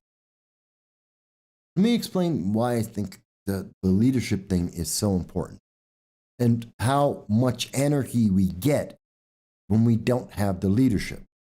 So we've talked about Russia, we've talked about China, we've talked about Iran a little bit. We're talking about the economy. Let me take it from a different point of view. Did you hear about HR 550? And I know that the show's being suppressed right now. I know not everyone can see this, but HR 550, it's called the Immunization Infrastructure Modernization Act of 2021. What this is a list of Americans, vaccinated and unvaccinated. This is the government putting a list together so that they can persecute you. It's not a conspiracy theory. It's not a guess. This is a fact. That is what this bill does. HR 550, which was just passed. It just got passed. And you didn't hear about this. This happened on November 30th. I missed this as well. That on November 30th, HR 550, 214 Democrats, 80 Republicans agreed, 294 members of Congress voted to create a list of Americans, both vaccinated and unvaccinated, so that the government can punish you. You should be terrified right now. Because that is, not only is that I can't say it's a lack of leadership. They took position. It is the worst kind of leadership. It's authoritarianism. It is a threat of punishment. Speaking of which, Mike mentions, you think Biden is a terrible leader, but he's doing exactly what he's being told. He's the ultimate useful idiot. He is. And that's why it's so sad to see him. Because Biden doesn't know what he used to have he used to be a very intelligent man when he was younger. He's not that I agreed with him, but at least he was intelligent. Now he's just a bumbling idiot that's trying to read off a cue card without falling over. But because you have such a weak leader, you know that it's okay, and that's why we see things like Bill HR 550, where we have, because there's no leadership coming from the top down, then we get individuals in Congress who decide that they're going to create a bill where they get to decide who is actually, and I want to show it to you, because this is the bill. HR 550, this is the bill, and it is right here. They will conduct activities, including with respect to interoperability, population reporting, and bidirectional reporting, to expand, enhance, and improve immunization information systems that are administered by health departments or other agencies of state, local, and tribal and territorial governments and used by healthcare providers. They are going to create population reporting. That is a list of you.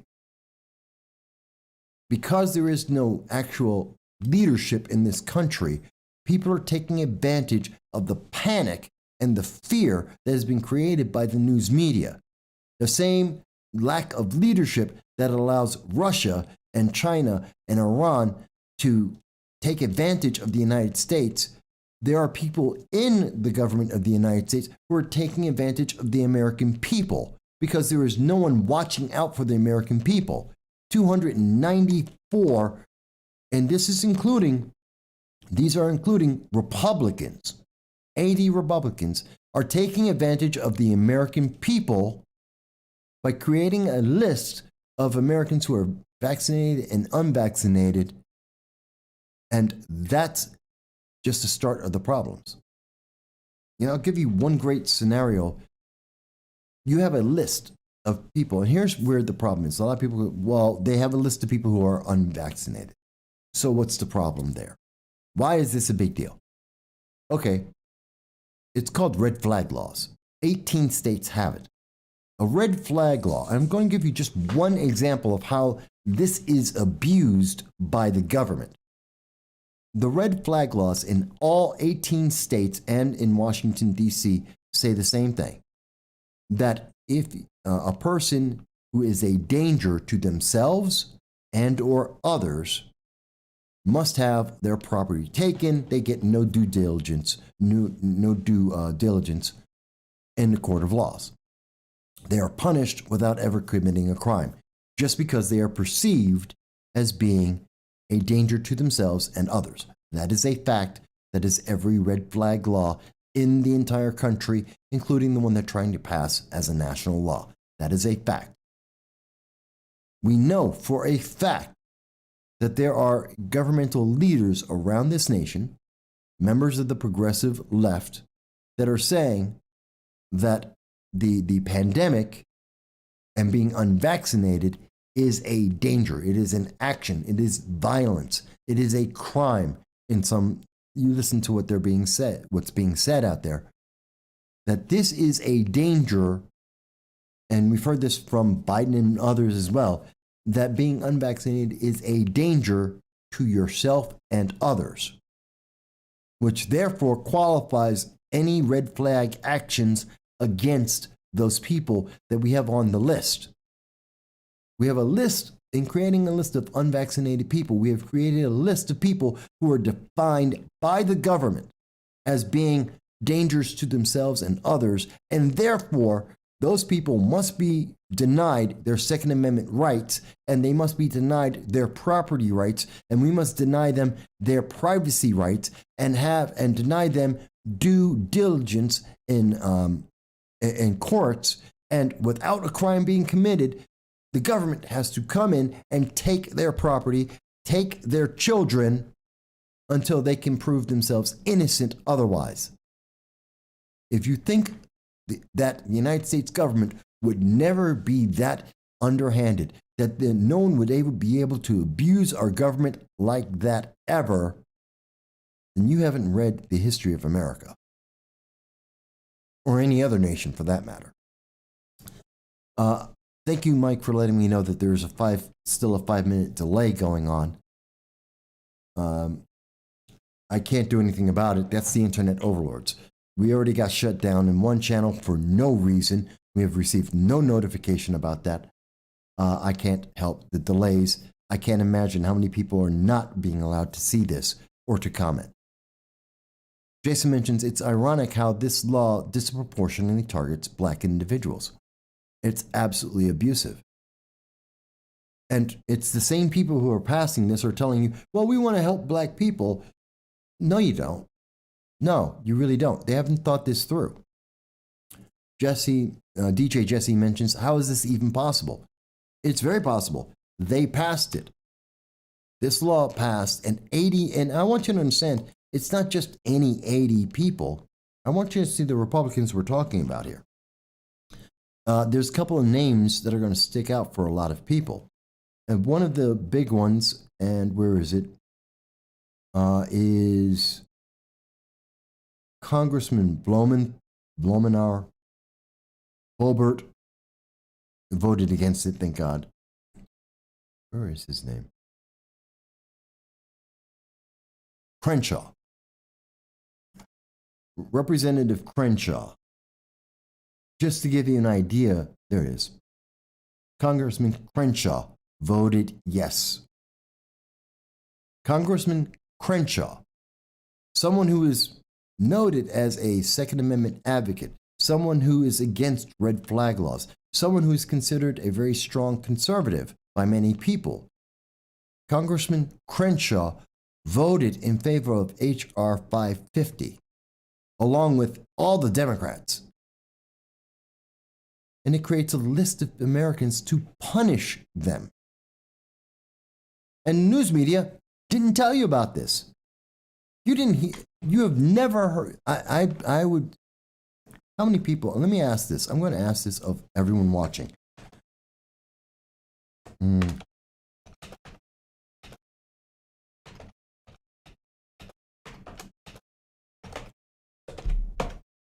Have you ever heard of H.R. 550 before? Before being mentioned on this program, has anyone ever told you what that bill was? Have you ever heard about it? Did you ever hear about the vote on this bill or what this bill does? Let me type that in.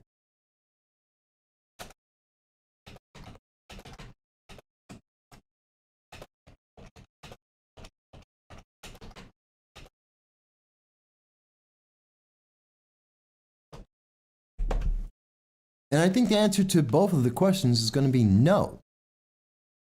Because there's no leadership. Because there's no one standing up and saying, we have to protect the American people. Because this is an insane abuse of the American people. And I gave you one scenario, just one scenario, how a list could be used to punish American citizens by the law.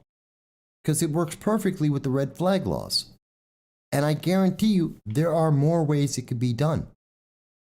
Just like the 80,000 new IRS agents as part of the American Families Plan created by the Biden administration, Biden-Harris administration, is there.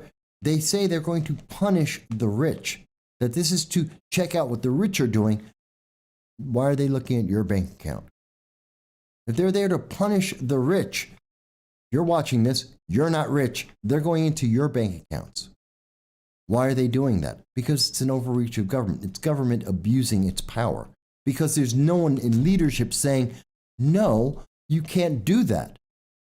If we're going to raise taxes on the rich, then we can write a law and raise taxes on the rich. But we don't need 80,000 IRS agents to go into every American citizen's bank account and treat them like a criminal. We don't need red flag laws. They're going to treat 165 million Americans like they're some kind of criminal. We're not going to let the news media acclaim and accuse people of being criminals and charge them for something that someone else did.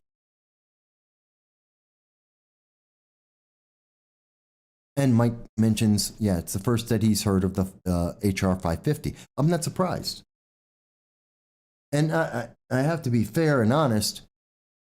That was it was not one of the bills that was on the list of things that I follow.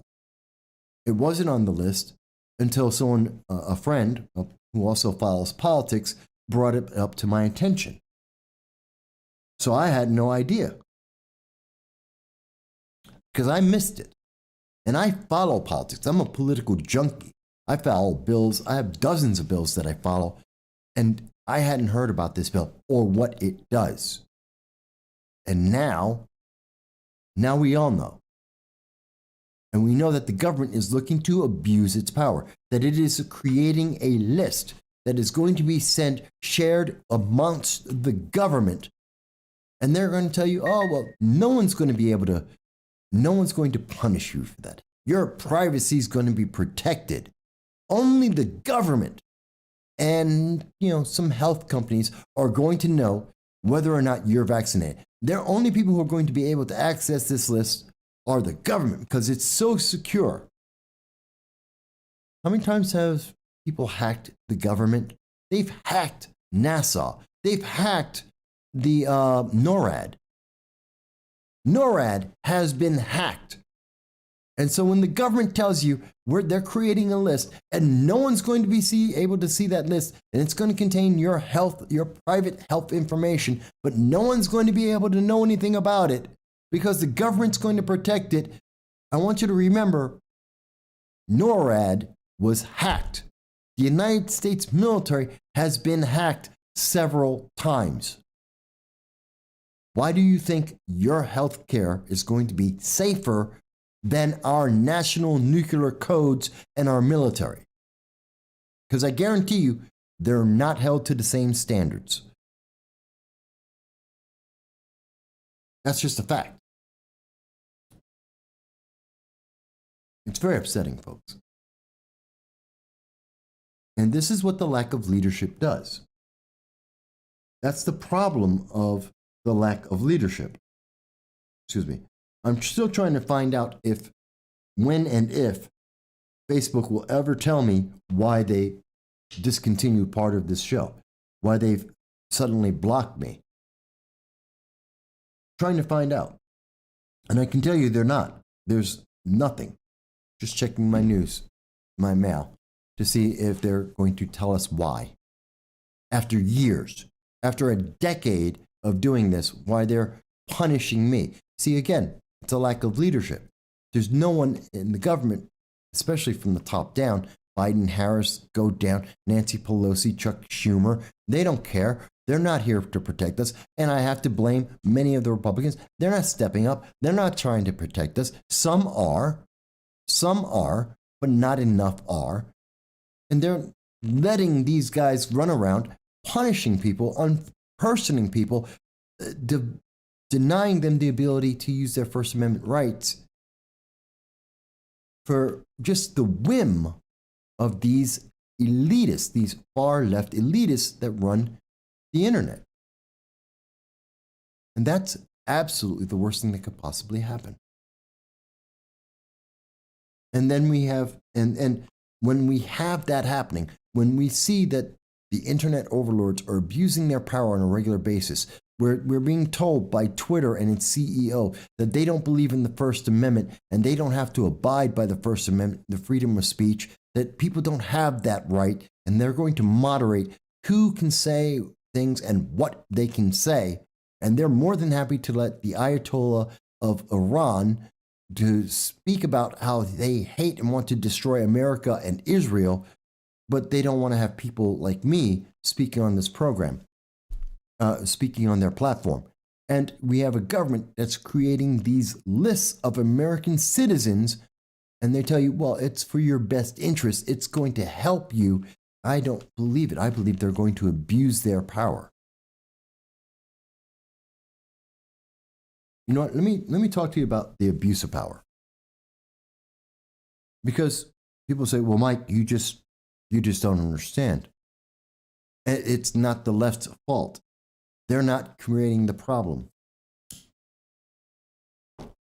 That you're just covering for the Republicans and you just don't understand how bad it is. In fact, they would even tell you, like the Daily Mail, Governor Ron DeSantis is building a private army. Did you hear about this?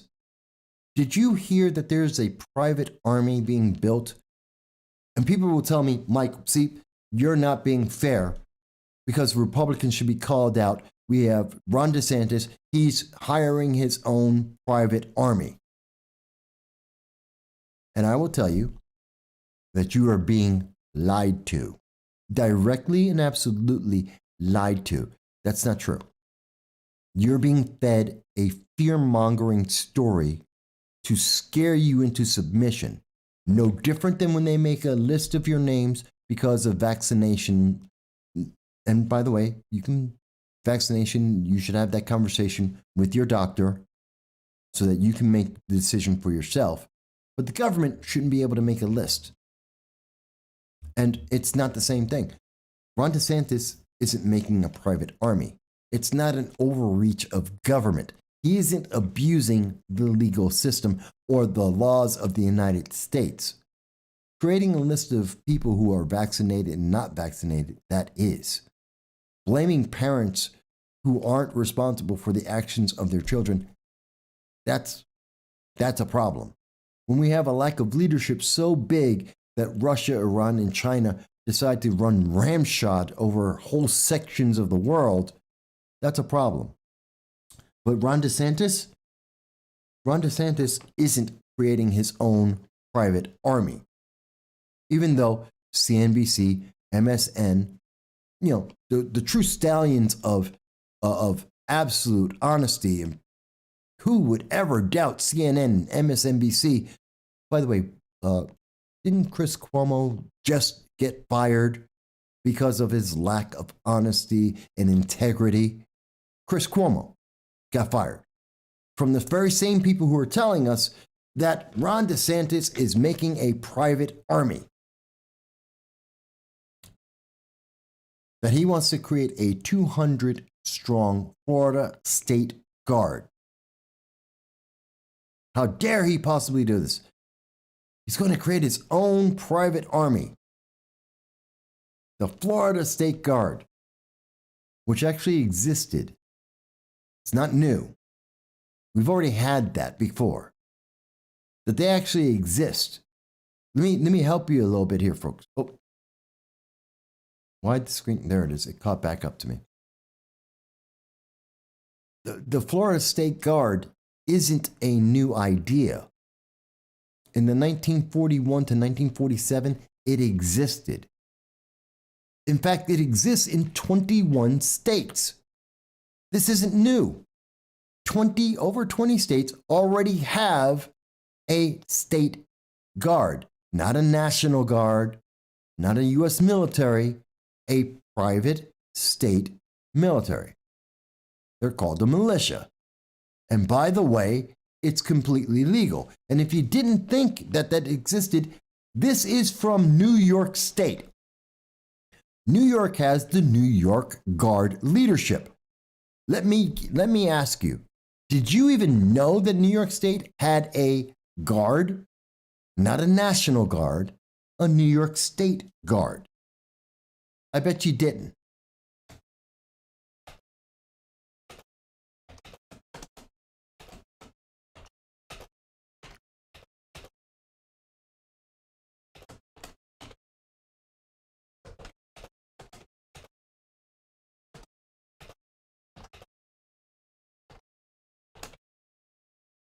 See, I'm putting that out for you so you all can see this.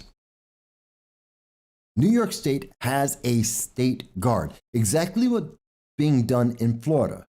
Governor Ron DeSantis is creating a Florida State Guard. The same thing that New York State has.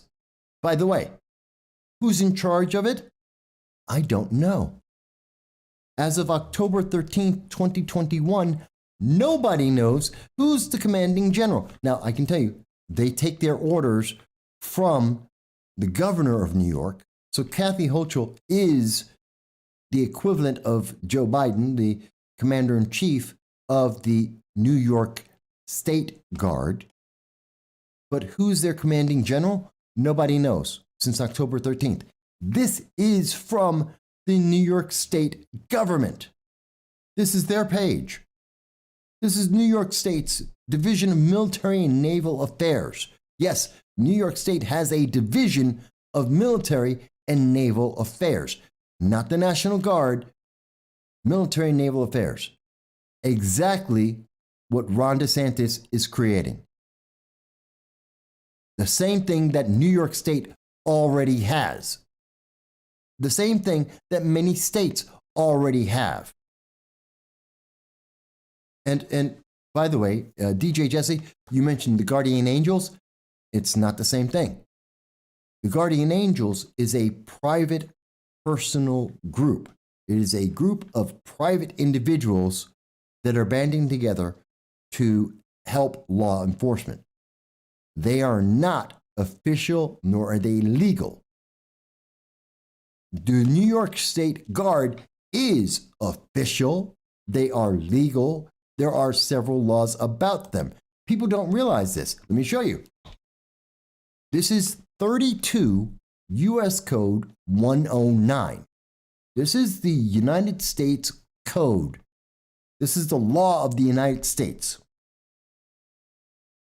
In a time of peace, a state, Commonwealth of Puerto Rico, D.C., Guam, Virgin Islands may maintain no troops other than those of its National Guard and defense forces authorized in Section C.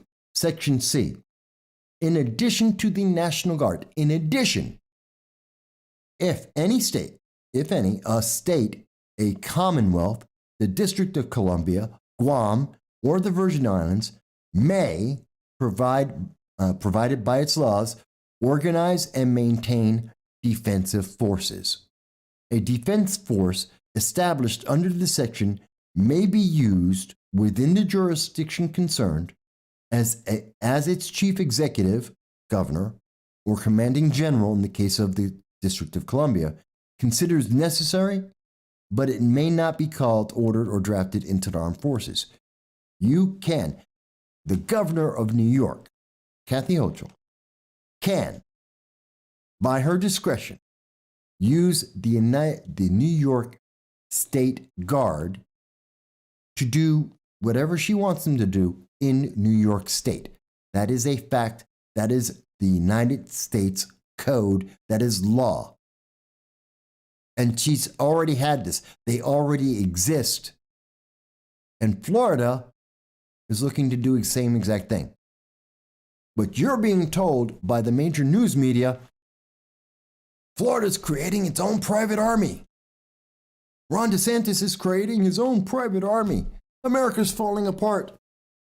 There's no leadership. No, the lack of leadership is the fact that no one is telling you that these already exist. They have always existed. It's under the 10th Amendment. It's under the actual Constitution of New York State and many other states. This is normal. They have had them in the past. They can have them in the future. There could be 50 state guards if each state wants one. That is not unusual. It is actually normal. And they can use them to help out with the National Guard, to help out with natural disasters, to help out in the time of a pandemic or a state emergency. That's why they exist. But you have the news media that are trying to shove an idea down your throat. They're trying to scare you, to terrify you, to silence you, and to make sure that you will fall in line. How dare you think for yourself? How dare you do the actual research and realize that there is actually a law and that this is actually legal and that you are able to do things without being told or having it approved first? How dare you? How dare you own a firearm and exercise your Second Amendment rights? How dare you oppose red flag laws because you believe you have a right to due diligence and due process under the law? How dare you oppose the government creating a list of individuals based on your private health care and oppose the government in deciding what your health care will be? And without leadership, of course, these things happen. These abuses, these overreaches of government, these abuses of government, and these abuses in private business meant to do nothing but to coerce people into certain ideas. It happens because there's no leadership. Because we're letting people like BLM run around rampant, burning down cities.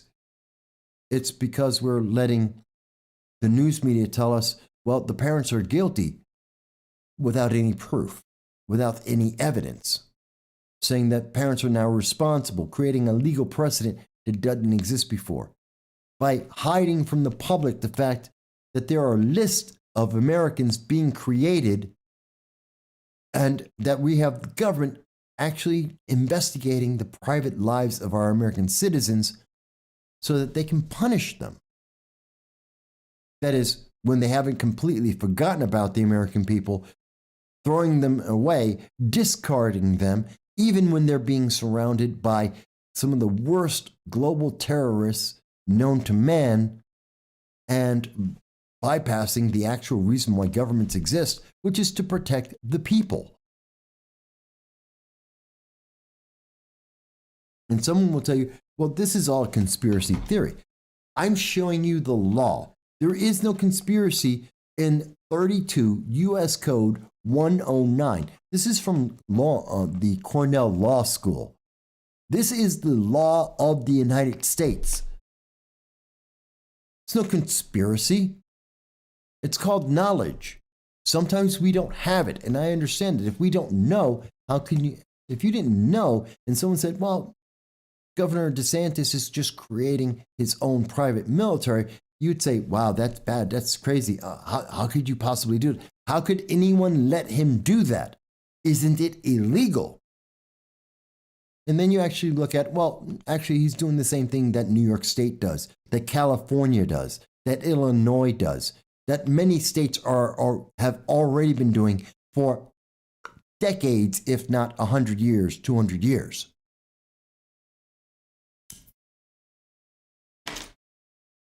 Kind of changes the way you look at the DeSantis story, isn't it? Changes the way that you look at Florida.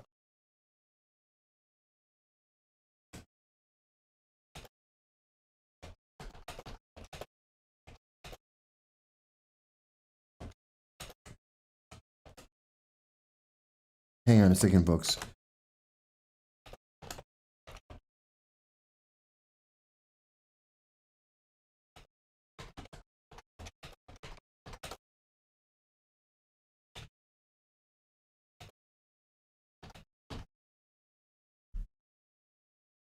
Does it change?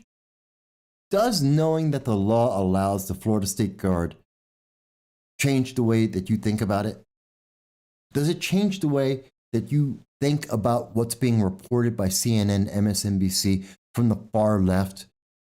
The message that they're telling you, that they're trying to sell you, that they're trying to convince you that this is some kind of private military, that America is falling apart, that it's racism. This is all about white racism. Governor DeSantis is using his white power to create a private military so he can oppress all the people of color around Florida. That's the message you're being told. That's what BLM is telling people right now. That's what Antifa is telling people right now. That you have to be terrified, you have to be afraid because white people are putting together private armies. Except, no, that's not true. Except it's completely legal and it's completely normal, and states already have them in democratic states just like Republican states. It's absolutely normal.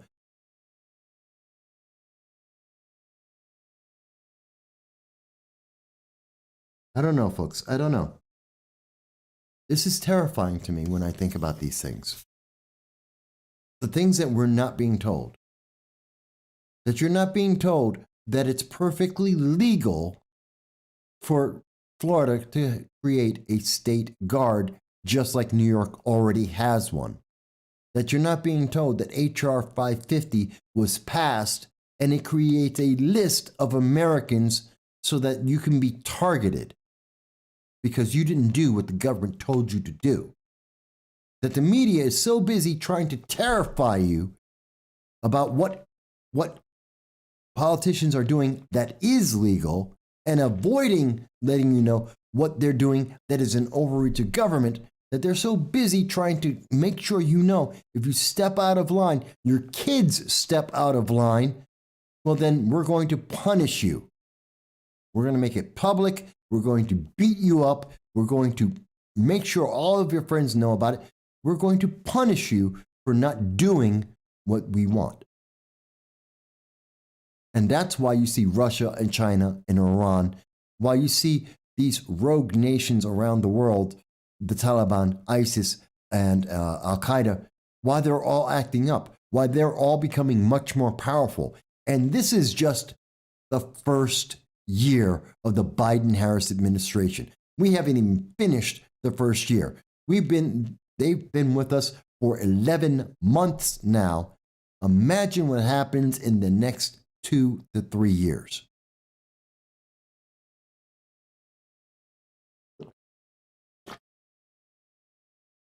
Just imagine how bad it's going to get if in 11 months everything has fallen apart so much that we have lists of American citizens being created, that we have the media telling you that you have to be terrified and you must comply with everything that the government says, that we have pandemic mandates that are being put in place to punish you, even as the courts are telling you it is unconstitutional and cannot be done, and yet the government and the media are telling you, but you got to do it anyway.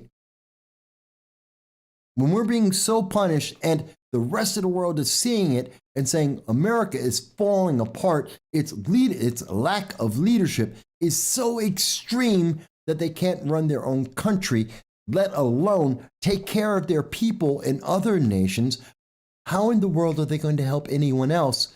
And the bad guys in the world are saying, hey, it's time for a party. That's just the fact of it. That's just the fact of it, folks.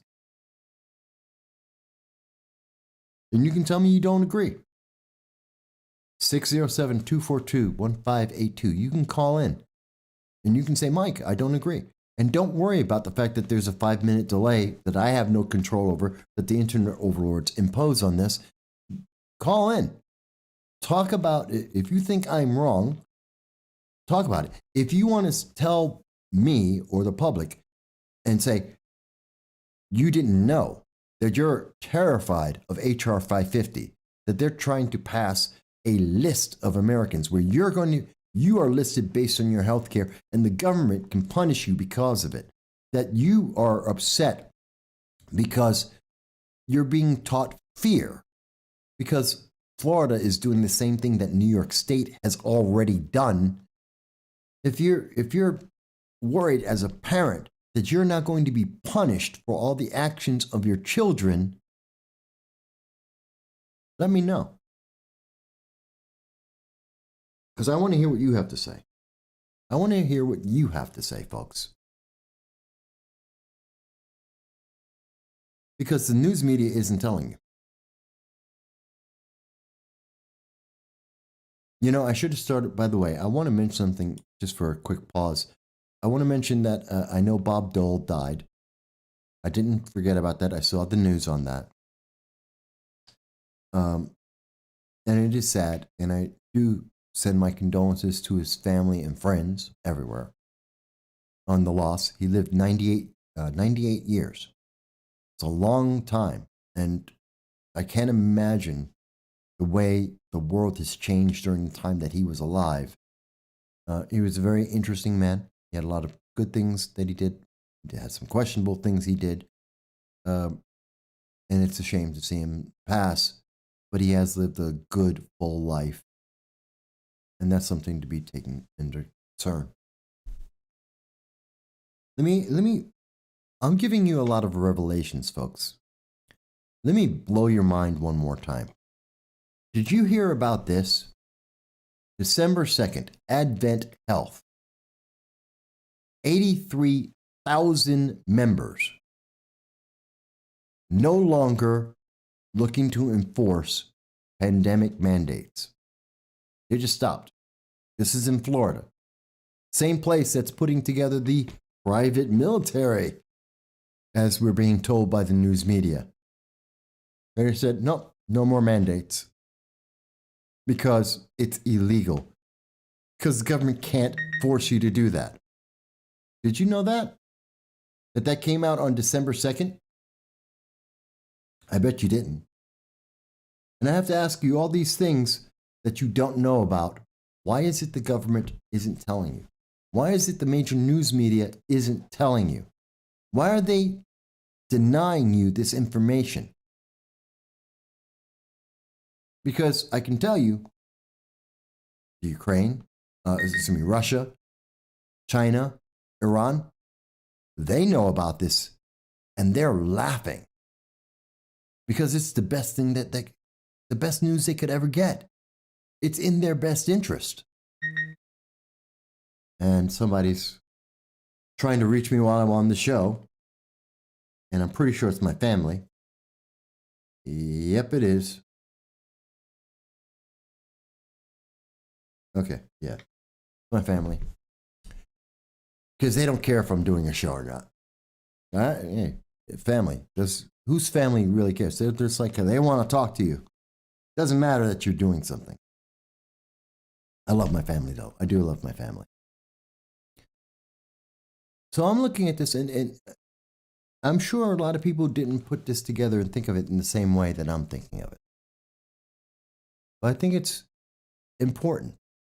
Now, you can say, well, Mike, it's okay that America creates lists of Americans.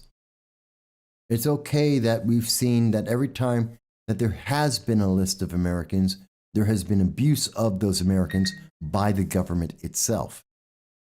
It's okay that the news media is lying to us, that they misrepresent facts. They tell us stories that aren't true, like with Kyle Rittenhouse, like with Governor DeSantis, that they turn around and they give us excuses for people like Alec Baldwin, that they protect their heroes, even though that's the worst thing they could possibly do, that they support picking and choosing which laws should be enforced and which ones shouldn't, as they reinforce the idea that that you should be punished for the mere fact that you don't agree with whatever the leadership of the government is deciding to say at this given moment. Now, you can tell me, Mike, I just don't understand it. You don't agree with it. But it's happening. And even though we have told you for years now, they're coming for us. They're coming for you. They don't want us to have this live stream. They don't want you to even consider the questions that we have asked. They absolutely do not want you to think. That's why we had one of the channels on Facebook completely shut down without any warning, without any notice, without us violating any laws. What have we done? We have gone over the news from Reuters, from CNN, from Cornell Law, from BBC News, The Guardian, ABC, CBS.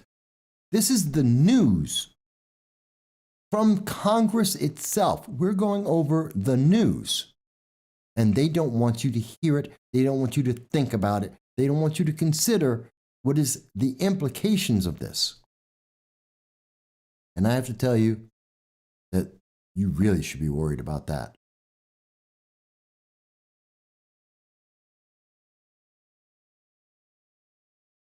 I wish that I had better news going into the holidays. I wish that I did have better news. That I could tell you that Joe Biden is regaining his mental faculties, that he's improving as a leader, that Russia is going to back down, that they're not using the United States, taking advantage of the United States, knowing that the United States, that Joe Biden and Kamala Harris are so desperate for a win, they are willing to let anything happen just as long as they can get to say, oh, the Iran nuclear deal, we passed it. It's going to make the world safer. Don't worry about the global terror that we're going to now be funding.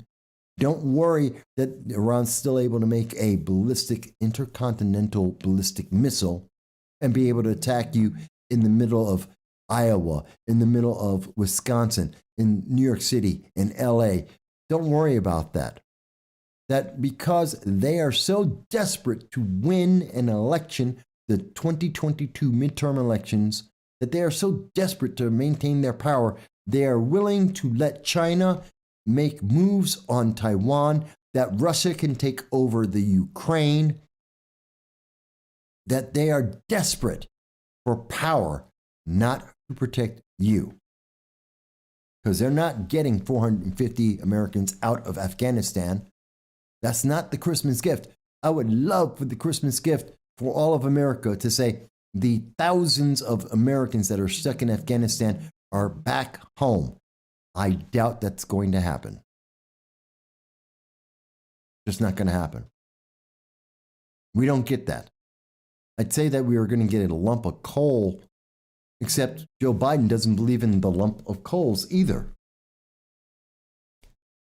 No, he believes in windmills.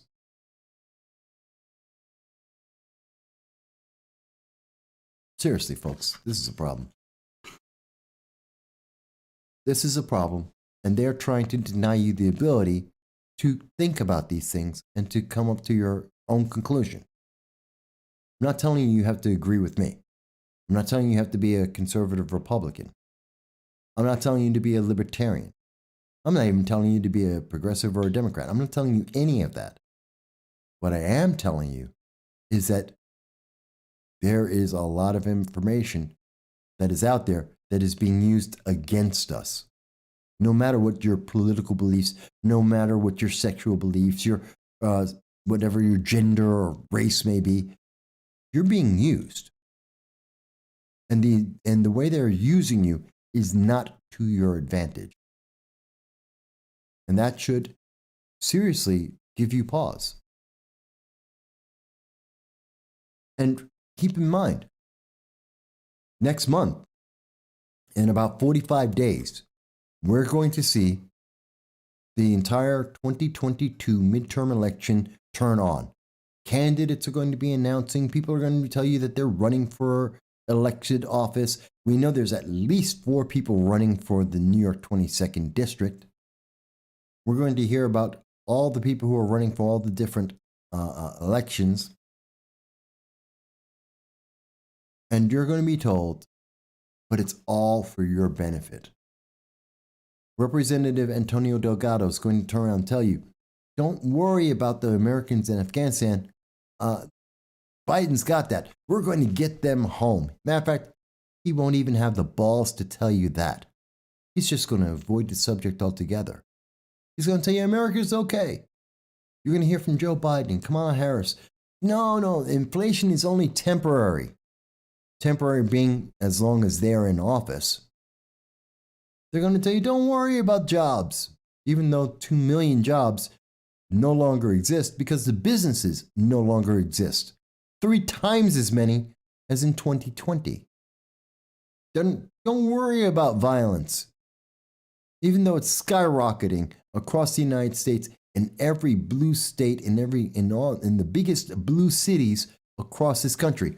That's okay, because it's about racism. We have to fight racism by allowing crime. And black people who commit crimes, like run over people in a parade, well, you know what? That's not his fault. It's racism's fault. But if a white kid does a similar crime, like goes to a school, shoots it up, well, then that's racism. And not only do we have to punish the kid, we have to punish the parents too. But by the way, it's only because they're white, because if they were black, like in Austin, we let them go. Do you see the lack of leadership? Do you see why people in France are saying, don't bring that BLM to me? Why people in the United Kingdom are saying, we don't want your critical race theory. Don't bring that to our country. That's an American insanity, and it doesn't apply to anyone else in the world. Why nations are saying, stay away. And as they're telling America to stay away, our allies are saying they reject us.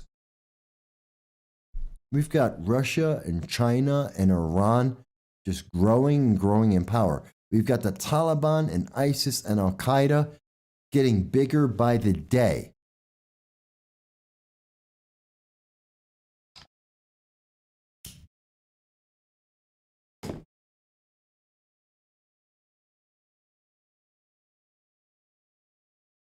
And we have the news media and certain politicians that are telling us you should blame your fellow American citizen.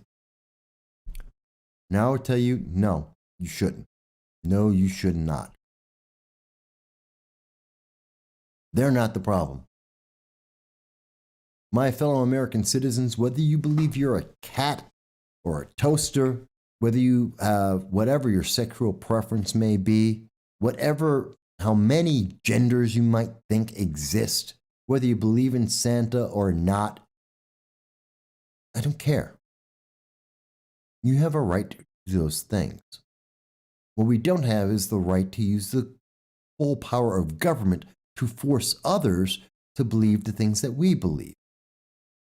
You don't have the right No one has the right. Joe Biden, Nancy Pelosi, Alexandria Ocasio-Cortez, Cory Bush do not have the right to force you to put something in your body you don't want to have in your body. They don't have the right to deny you the inalienable rights like free speech and the right to self-defense and to be able to protect yourself from the government itself.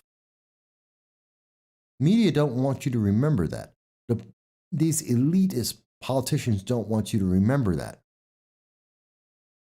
And there are many politicians, like the 80 Republicans that voted for H.R. 550, that don't think you're going to ever notice what they've done. John Katko is one of those 50, by the way. It's another person I wanted to point out. John Katko, Tom Reed, that's the New York 24th and 23rd districts, just as long with Congressman Crenshaw. They didn't think you'd ever find out. They didn't think you'd ever notice. I'll show you. It's John Katko. Where's Katko? Case. Where's Katko? He's here. There we go. Katko, Republican, New York, voted for it. Tom Reed. Think I'm kidding? Serious. Tom Reed, Republican, New York, voted for H.R. 550, along with Dan Crenshaw, Republican, voted for this. This is in no way helping you. This is not to your benefit.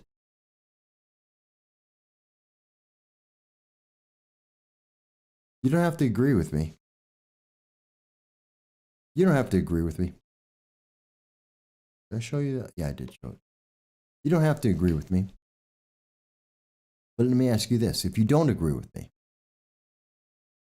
where are these politicians telling you why they did this? How does it benefit you? Why should there be so much fear about Florida doing what New York State did? Show me and explain to me how Russia is worried about what Joe Biden thinks. Because they've never cared before. Please explain to me why would they care now? Explain to me why China cares what Joe Biden or Kamala Harris think. They've never cared before. Why would they care now? Explain to me how Iran, who have said very, very clearly that they are more than happy to go out and do it themselves, that they're going to go and, what was it here? The approach of the Russians and Chinese is critical since the new hardline Iranian regime has insisted it can afford to walk away from the Iran nuclear deal with the West, effectively leaving its nuclear program unconstrained and fund its domestic welfare agenda by trading with the East. The threatened emergency of the International Atomic Energy Association board meeting in the next fortnight would be an early test of whether Iran is truly losing the protection of either Russia or China. This comes from The Guardian.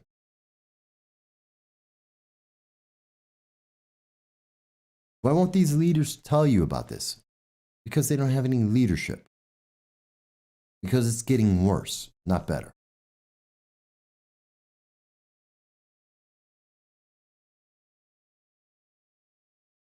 I don't know. And as always, folks, even if you're watching this after the fact, if you weren't able to see this live because Facebook has blocked you, or they have denied you, or they delayed this so that you can't see it because you're being restricted, comment. Leave it in the comments. Like, share, subscribe. Let us know what you think. Tell us about your thoughts. If you've made it this far, please like and subscribe. Share this. It's very important, but definitely subscribe so that we can reach more people and have a conversation. To make it harder for them to block us in the future, to try and eliminate our voice and silence us, to unperson us. Please help us not be unpersoned. Share this. Subscribe. let me leave this with one final thought here. Did you like the Carol of the Bells?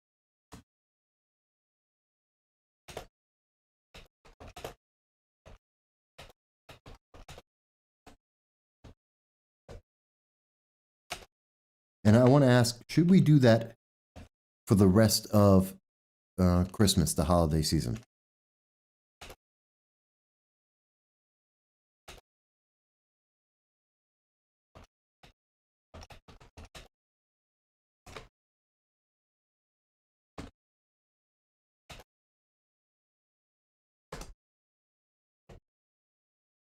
Do you think we should do this for the rest of the Christmas season? You know, do something like the bells or other Christmas music. Would you like that? Just start the show that way. We started a few minutes early so that we could give you that little Christmas cheer. It's a simple question. I look forward to hearing your thoughts about that. So we've got 6 minutes, about 5.5, 6 minutes, folks. And then we're going to let you go. And we want you to have a good start to December. I want to say to you, the economy is going to get worse before it gets better. Be prepared. We told you in February to prepare for what we're seeing now. We're going to tell you, prepare for even higher inflation going into 2022. We're telling you, stockpile some of your food. Get yourself prepared for even worse economy. We're telling you, be prepared because the elections may not be in the best interest of you. Register, vote, be involved in the petitions and the petition system. Help elect the best people that you possibly can, whomever you may think that is. That's your choice. It's up to you. I don't care who you decide to pick. You pick the people you think are best and support them as best you can. And that will help America be better. Be the leaders in your community and online that aren't existing in our government at this time. And that will, you want to see a way to help stop mass shootings and school shootings? Treat everyone the same, not different based on their color of skin or their gender or their political preference. Treat them all the same. Treat everyone the same with respect. And I guarantee you will see an improvement. That will make the world better. Not when you're trying to put people into categories and boxes and treat them differently. Oh, well, we have to treat you like this, except in this situation when you have this certain belief. You have this kind of politics, well, you get treated in a different way. That's never worked before. It will never work in the future either. That's what we believe. You may think we're wrong. But I think that's, let's give that a try for a while. Let's have some real leadership from the American people. Forget their elected leaders. They're there, they're subservient to us. Let's us, the American people, lead the way, provide the leadership, treat people the same, hold them to the same standards, and don't let them wiggle out of it. Don't let them scare you. And I think you'll see a lot of things change. But we want you to know, folks, that every Sunday at 2:30 p.m. Eastern Standard Time, we get on with all social media that the internet overloads will allow. And we speak to you. And we hear your voice. You are always able to call in 607-242-1582 to be able to speak with us. Tell us whatever you think. And we look forward to being able to do so every Sunday at 2:30 p.m. Eastern Standard Time. So we're going to end now. I know there's a 5-minute delay. So I'm going to play the Carol of the Bells again from the beginning to end the program so that you have something positive to listen to. And then we'll end the show. But You know, I hope this will find everyone being well in the future. I truly do. I hope everyone's going to be okay. And I hope you can enjoy this. And we'll talk to you again soon.